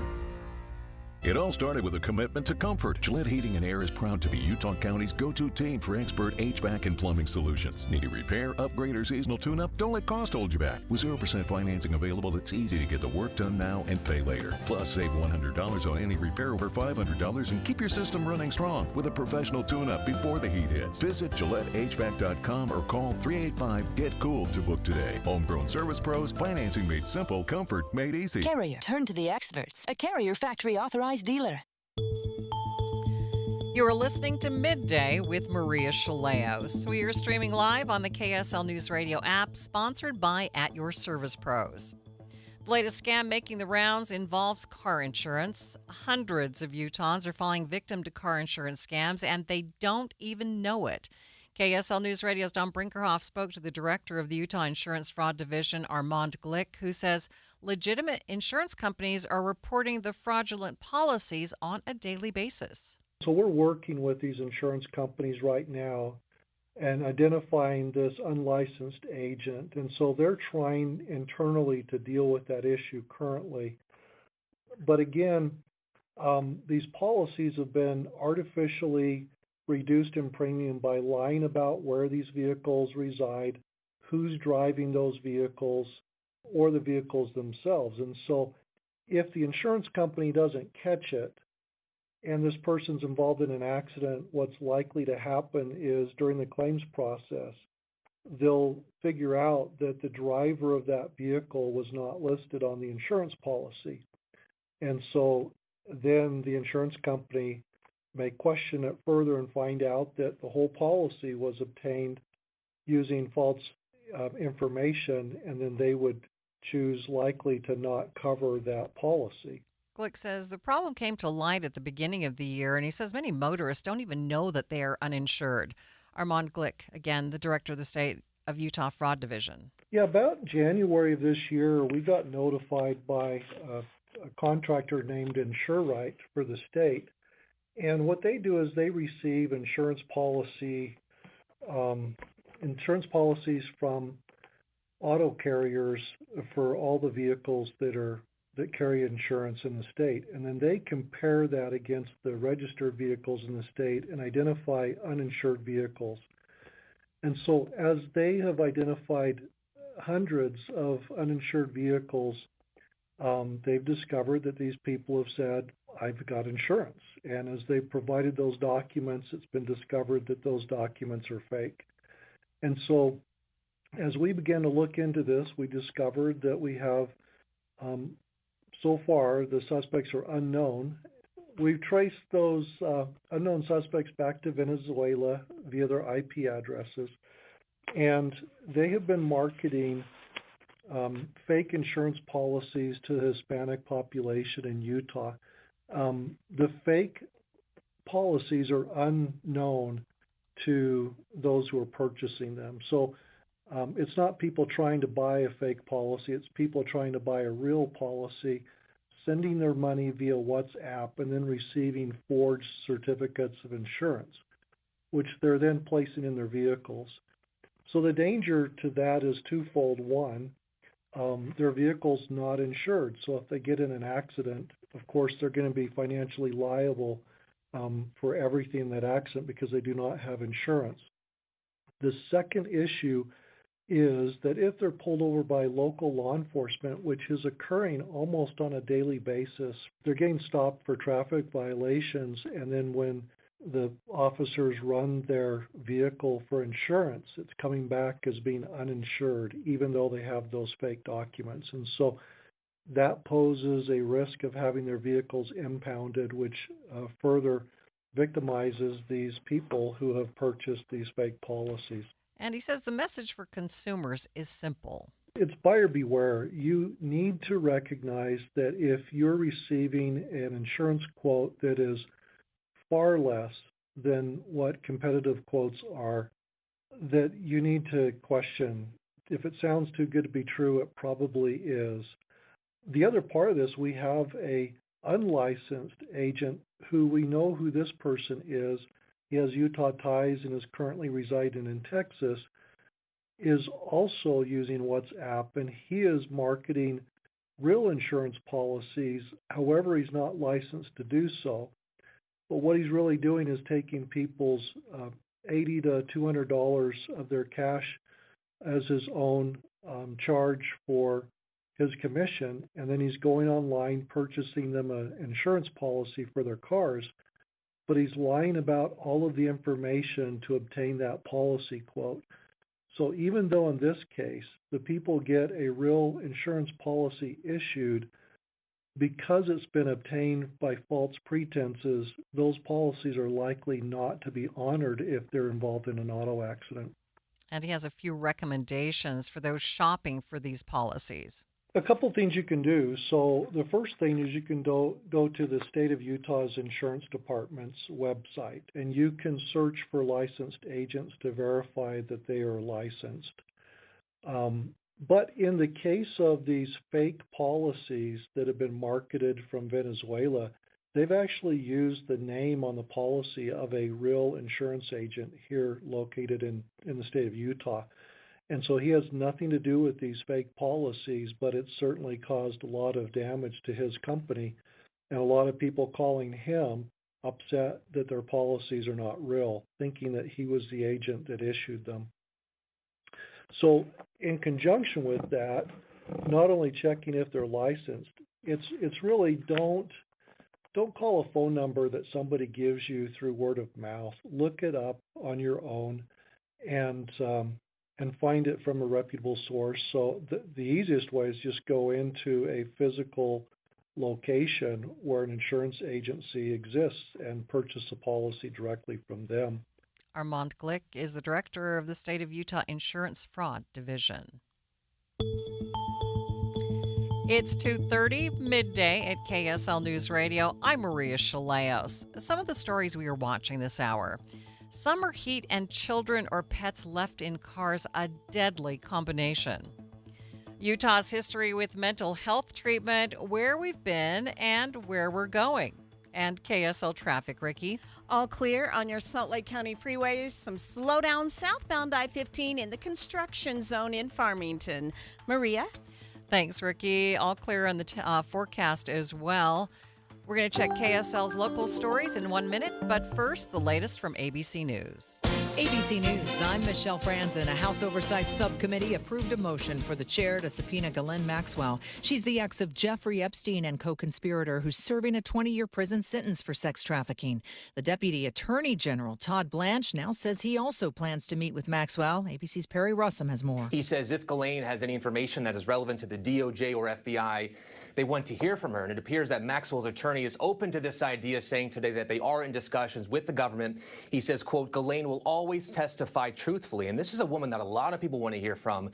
We heard from Epstein's former attorney over the weekend on Fox News, calling Ghislaine the Rosetta Stone of information, saying basically she knows everything, and it appears some members of Congress also want to hear from her. The attorney for the Menendez brothers says Eric Menendez is dealing with a serious medical condition. Eric and his brother Lyle are trying to get their prison sentence reduced reduced for the murders of their parents more than 30 years ago. On Wall Street, stocks ending mixed today. This is ABC News. KSL's top local story. The North Davis Fire District is warning people in Clearfield about a natural gas leak. They say a 6-inch natural gas line was struck in the area of 2380 South and 500 West. There are road closures in place, and they are asking people to avoid that area. The future of a major disability research and training center at Utah State University is now uncertain now that the federal government is considering cutting their core funding. It's made such a huge difference in the lives of people with disabilities, was really a privilege, and it's hard to see that be threatened and potentially go away. Matt Wampett is the executive director of the university's Institute for Disability Research, Policy, and Practice. He says the government is considering cutting core grants to theirs and other centers, which would cause them to at least downsize their future projects aimed at helping people with disabilities. Ground beef prices have hit a record high. We're seeing a nationwide average of $6.12 a pound for ground beef. Steak is now a whopping $11.49 a pound on average. It's the first time ever that we've seen ground beef above $6 a pound. And taking a look at your money at this moment, at the close, the Dow was up 179 points, sitting at 44,502. S&P up by just 4 points. The NASDAQ, though, down by 82 points. Congresswoman Celeste Malloy is pushing to allow ranchers to use vacant grazing areas during extreme weather events or disasters. Malloy says she introduced the Ranch Act to ensure Utah's ranchers are protected from events out of their control.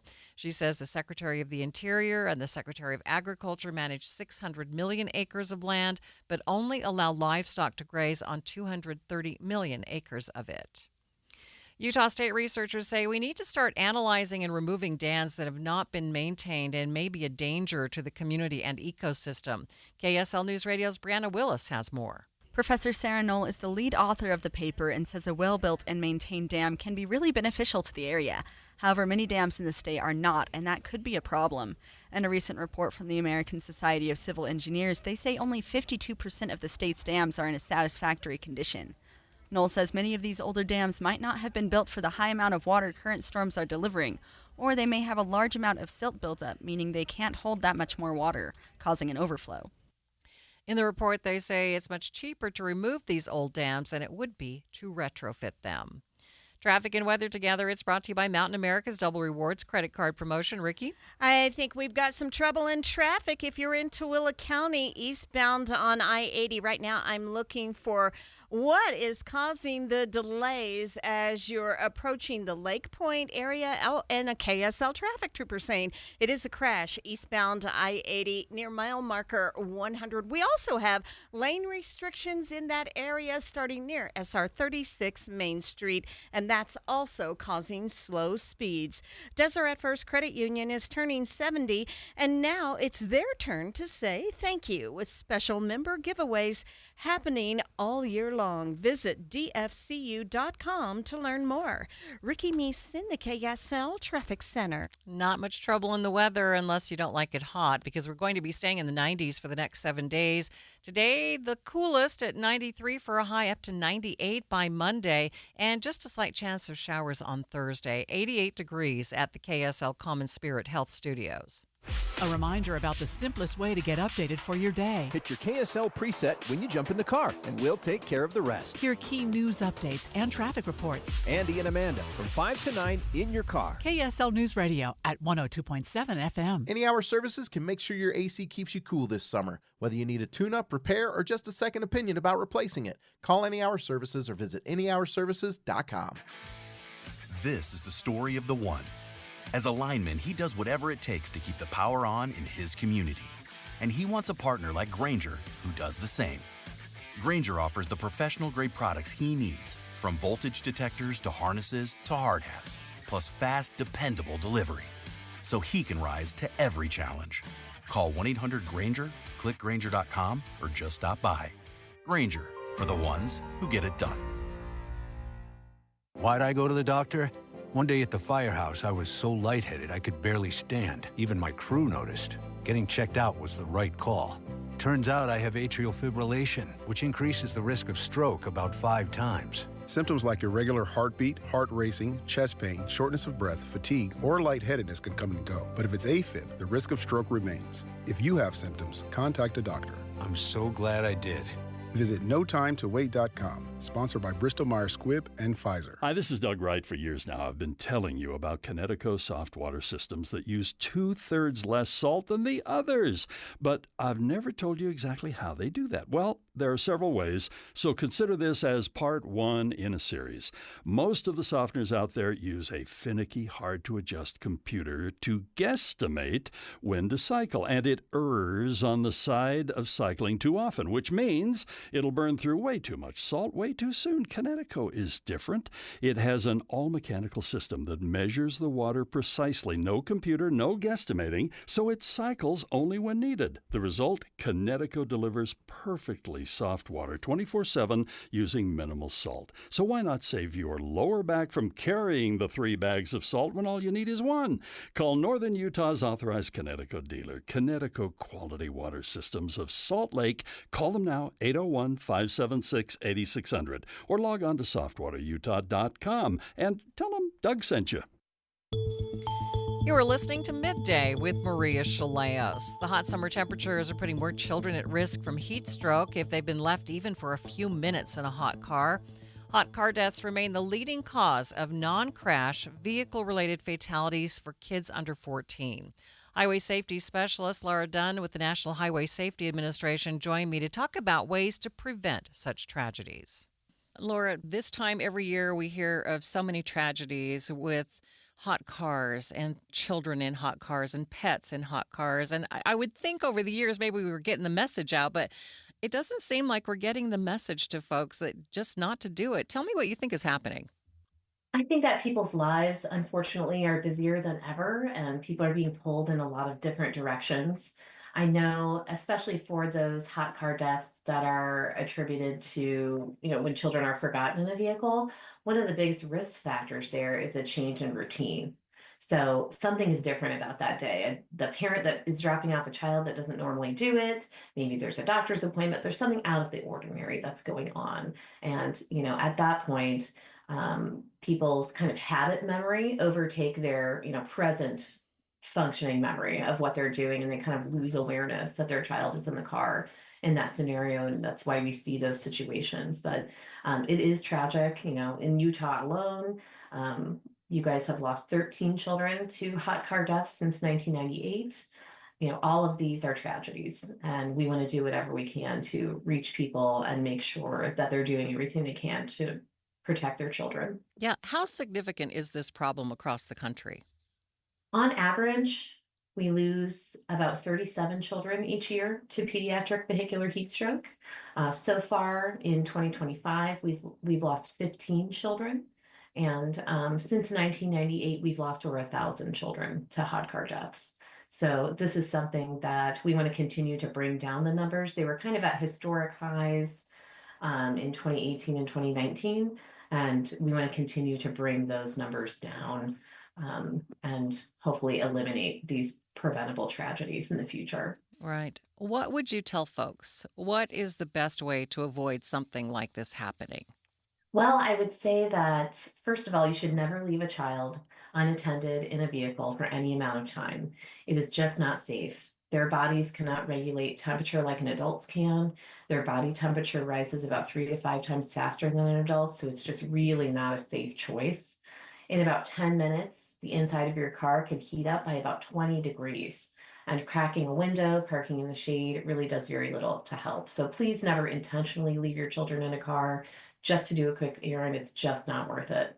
More tips that I would share with parents are that if you are a parent that drops your child off to childcare or preschool, if your child hasn't arrived within 10 to 15 minutes, have the childcare provider give you a call as a parent and say, "Oh, is your child coming today?"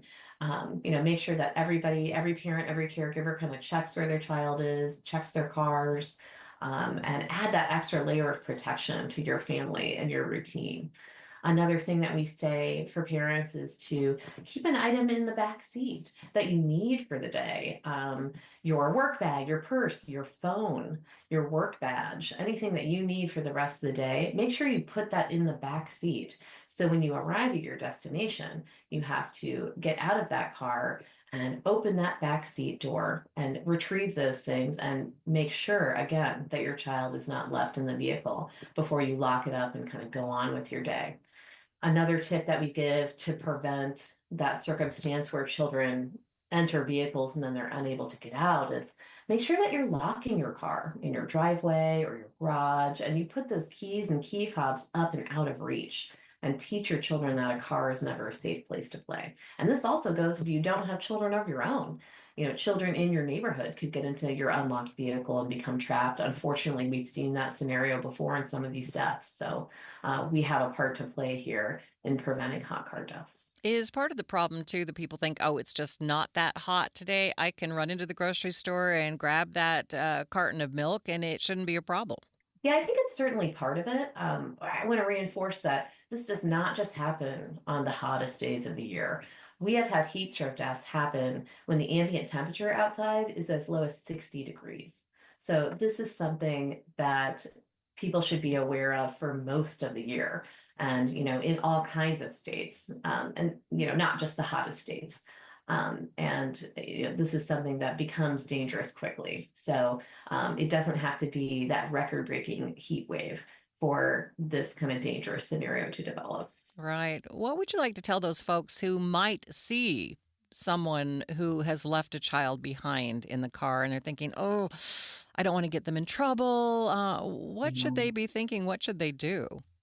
Well, if you ever see a child left in a car and they're in distress in a vehicle, act immediately. Call 911 to get that child help. Every minute counts, and you could make all the difference for a child in distress. I know last week there was a video that went somewhat viral of some bystanders in a shopping center parking lot that called 911 for two small children in the back of a vehicle and saved them from being in a hot car. So this is something that we really all have a part to play. And it's important to get help to those children as quickly as possible. I know in many states we actually have Good Samaritan laws that kind of cover folks for trying to render aid to children that are trapped in hot cars as well. Laura, any final thoughts for us? I would encourage parents or caregivers to check out our website, nhtsa.gov/heatstroke. We have helpful tips, we have resources, we have our public service announcements, which are really compelling, 30 and 60-second spots that talk about preventing hot car deaths. They're available in both English and in Spanish. So we encourage people to check those out, share them with your networks, and then get the word about how to prevent this in our communities. I'm curious, has anyone come up with like a seatbelt alarm thing for child safety seats? Yeah, there are several like aftermarket devices that look at detection. I know there's a few that are integrated into some child restraints. And it's something that we as an agency are testing. We're studying all that new technology, trying to identify kind of what's available. Some vehicle OEMs have integrated some of those things into their vehicles also. So if you are in a newer car, you're renting a car, you might notice that some of those vehicles, when you're leaving the car, say, make sure and check the back seat, on that dash before you leave. So we are doing research to determine, what works best and to evaluate how well these systems work. All right. We hope that, we can prevent some of these deaths. Appreciate your time. Thank you for being with me. Thank you so much. Since 1998, more than 1,000 children have died from being left in a hot car. Midday with Maria Shilaos continues in just 60 seconds.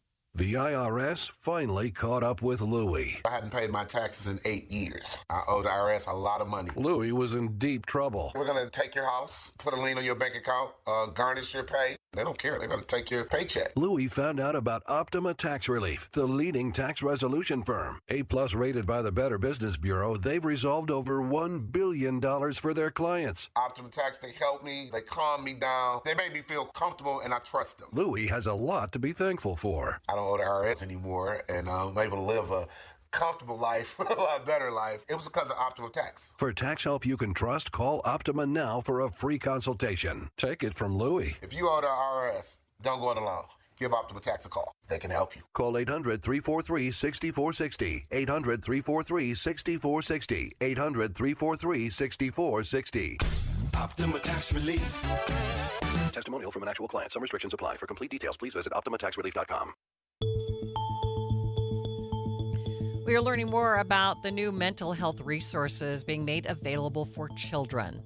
Huntsman Mental Health Institute at the University of Utah will soon open a new 24/7 Youth Crisis Center on July 28th. State Representative Steve Elison joined Inside Sources today to explain the program and the need for it. The University of Utah, the Huntsman Mental Health Institute, actually has one of the few triple board child psychiatry training programs in the nation. And so they're well equipped to be able to staff this facility with excellent physicians and PAs and social workers that are focused on the needs of youth and children. You don't usually think of a 5-year-old having a mental health crisis, and luckily they're few and far between, but they do exist. And sadly, we have a number of children that have experienced great amounts of trauma in their life. A statistic that a lot of people don't know, but is very true, is about 50% of all lifetime mental illnesses begin by the age of 14, and about 75% by the age of 24. So early identification and treatment is absolutely critical. But nationwide, from the time that a child first starts experiencing mental health symptoms until diagnosis and treatment, on average, is a 10-year delay. So the goal of this facility is to give parents an immediate resource, no appointment needed, regardless of their ability to pay, regardless of their insurance. They'll be welcomed here 24/7, 365. Speaking of mental health, the Utah State Hospital is celebrating 140 years of serving the state. Deseret News' Lois Collins also spoke to Inside Sources this morning a bit about how mental health treatment has changed during that time. So we didn't know a lot about mental health back then. And 140 years ago, mental health was, if it was recognized as a mental health problem at all, what is now the state hospital was the only mental health provider.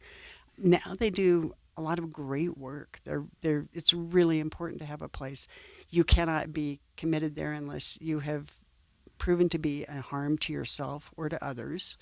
A lot of people who are in the state hospital being treated, not punished, treated now, are being treated for schizophrenia, bipolar, but it's complex cases. It's not cases that can be treated in the community. About a third of the people at the state hospital have had some sort of criminal involvement, which probably was rooted in mental illness. Right.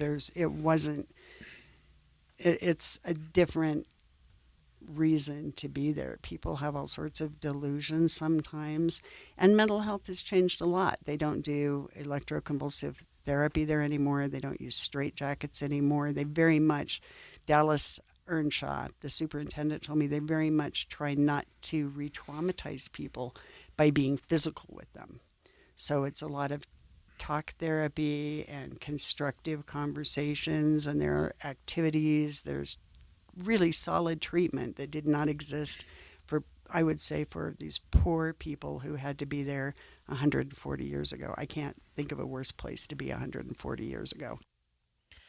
Utah Spaceport Committee beginning the process of bringing a spaceport to the state. How long might it be before we could shoot off into the stars? That's coming up in a few minutes. But first is KSL Traffic, brought to you by Mountain America's Double Rewards credit card promotion. Ricky? We have had an accident, and it has caused delays. Eastbound I-80 just before the 201 junction. We're still seeing backups to Lake Point. If you're on the Salt Lake County freeways, we're already starting to see some busy traffic southbound I-15 at the South Interchange. Common Spirit hospitals, clinics, and caregivers, all connected to advanced health care in Colorado, Kansas, and Utah. Healthcare with human kindness is here. Hello, human kindness. Ricky Meese in the KSL Traffic Center. Hi, this is Derek Overstreet, president of the New Millennium Group and co-host of Stop Working, Start Living with KSL News Radio. Can you imagine what your life would be like if you could retire 3 to 5 years earlier than you thought possible? The things you could do, the loved ones you could spend time with, the memories that you could create. That's what our team at the New Millennium Group does. We'll walk you through the entire process every step of the way. If you'd like to get a copy of the 5-step proprietary plan that will help you retire 3 to 5 years sooner than you thought possible, give us a shout right now. 888-999-6370. That's 888-999-6370 or utahsfinancialplanner.com. Listen, most of our listeners right now have a tax problem, not a money problem. There's not enough money in Social Security Medicare as it is.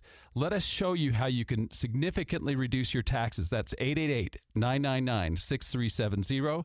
888-999-6370 or utahsfinancialplanner.com. KSL Broadcast Group contests are open to participants 18 years of age and older that are residents of Utah, unless otherwise specified. Employees or agents of the station, Bonneville International Corporation, other area radio stations, or any entity associated with the contest may not enter. Persons who have won in the last 30, 60, or 90 days from a station contest or event may not be eligible. Full general contest rules are available at kslnewsradio.com/contests.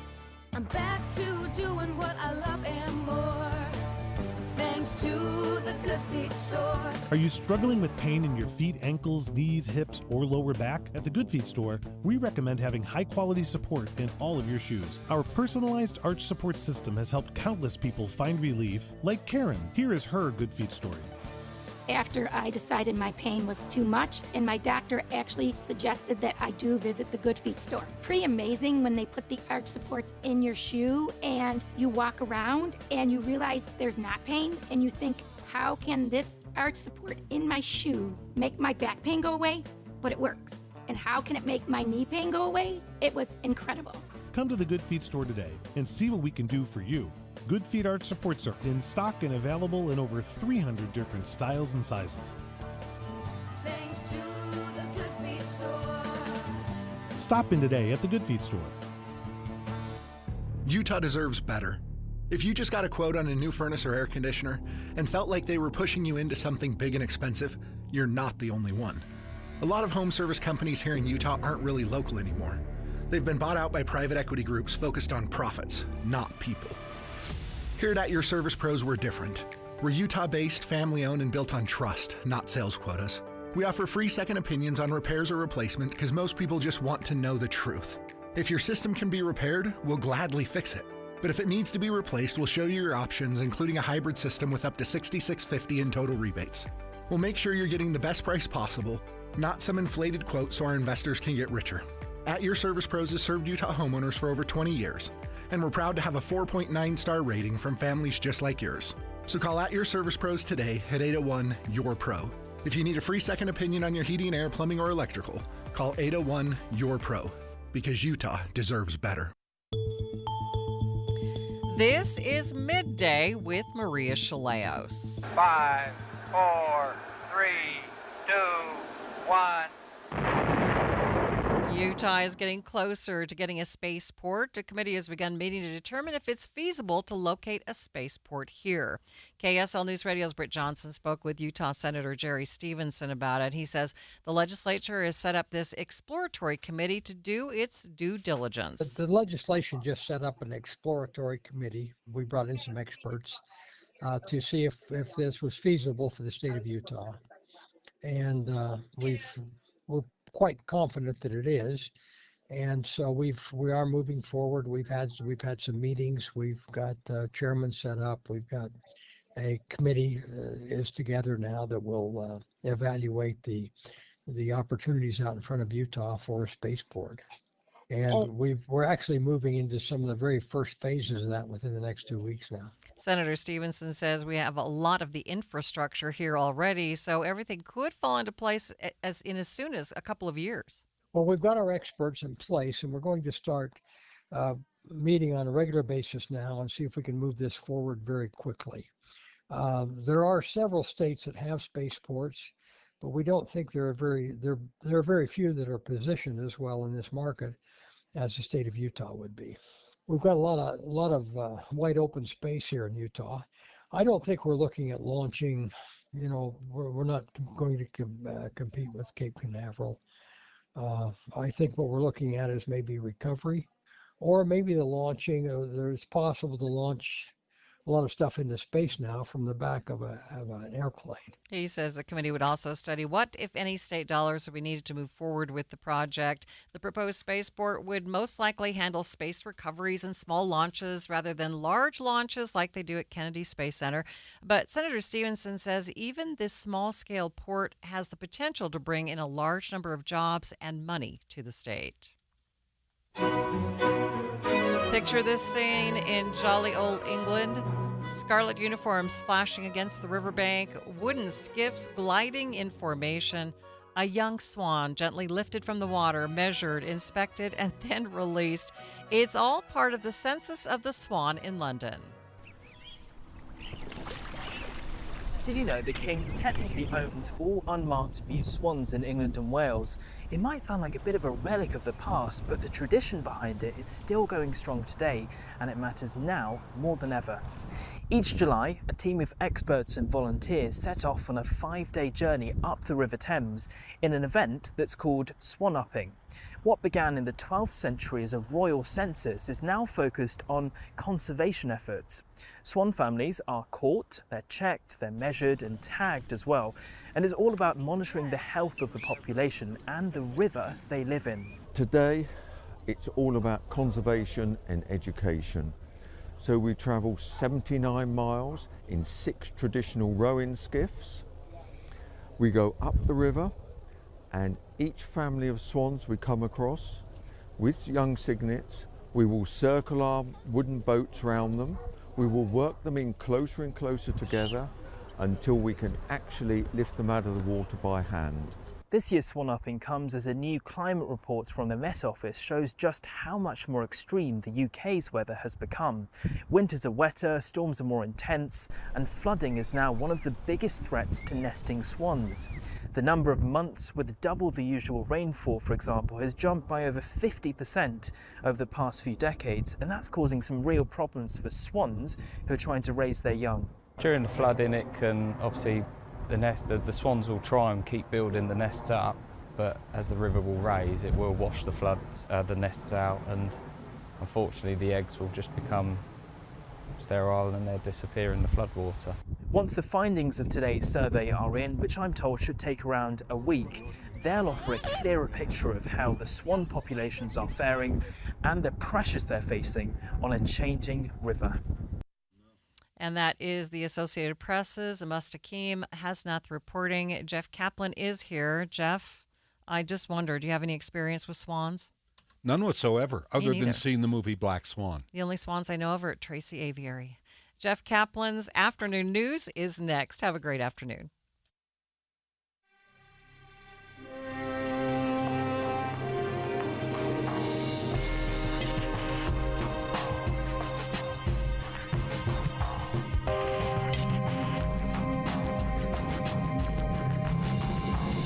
KSL FM Midvale. KSL Salt Lake City. From the KSL Common Spirit Health Studios, this is KSL News Radio. Utah's news, traffic, and weather station.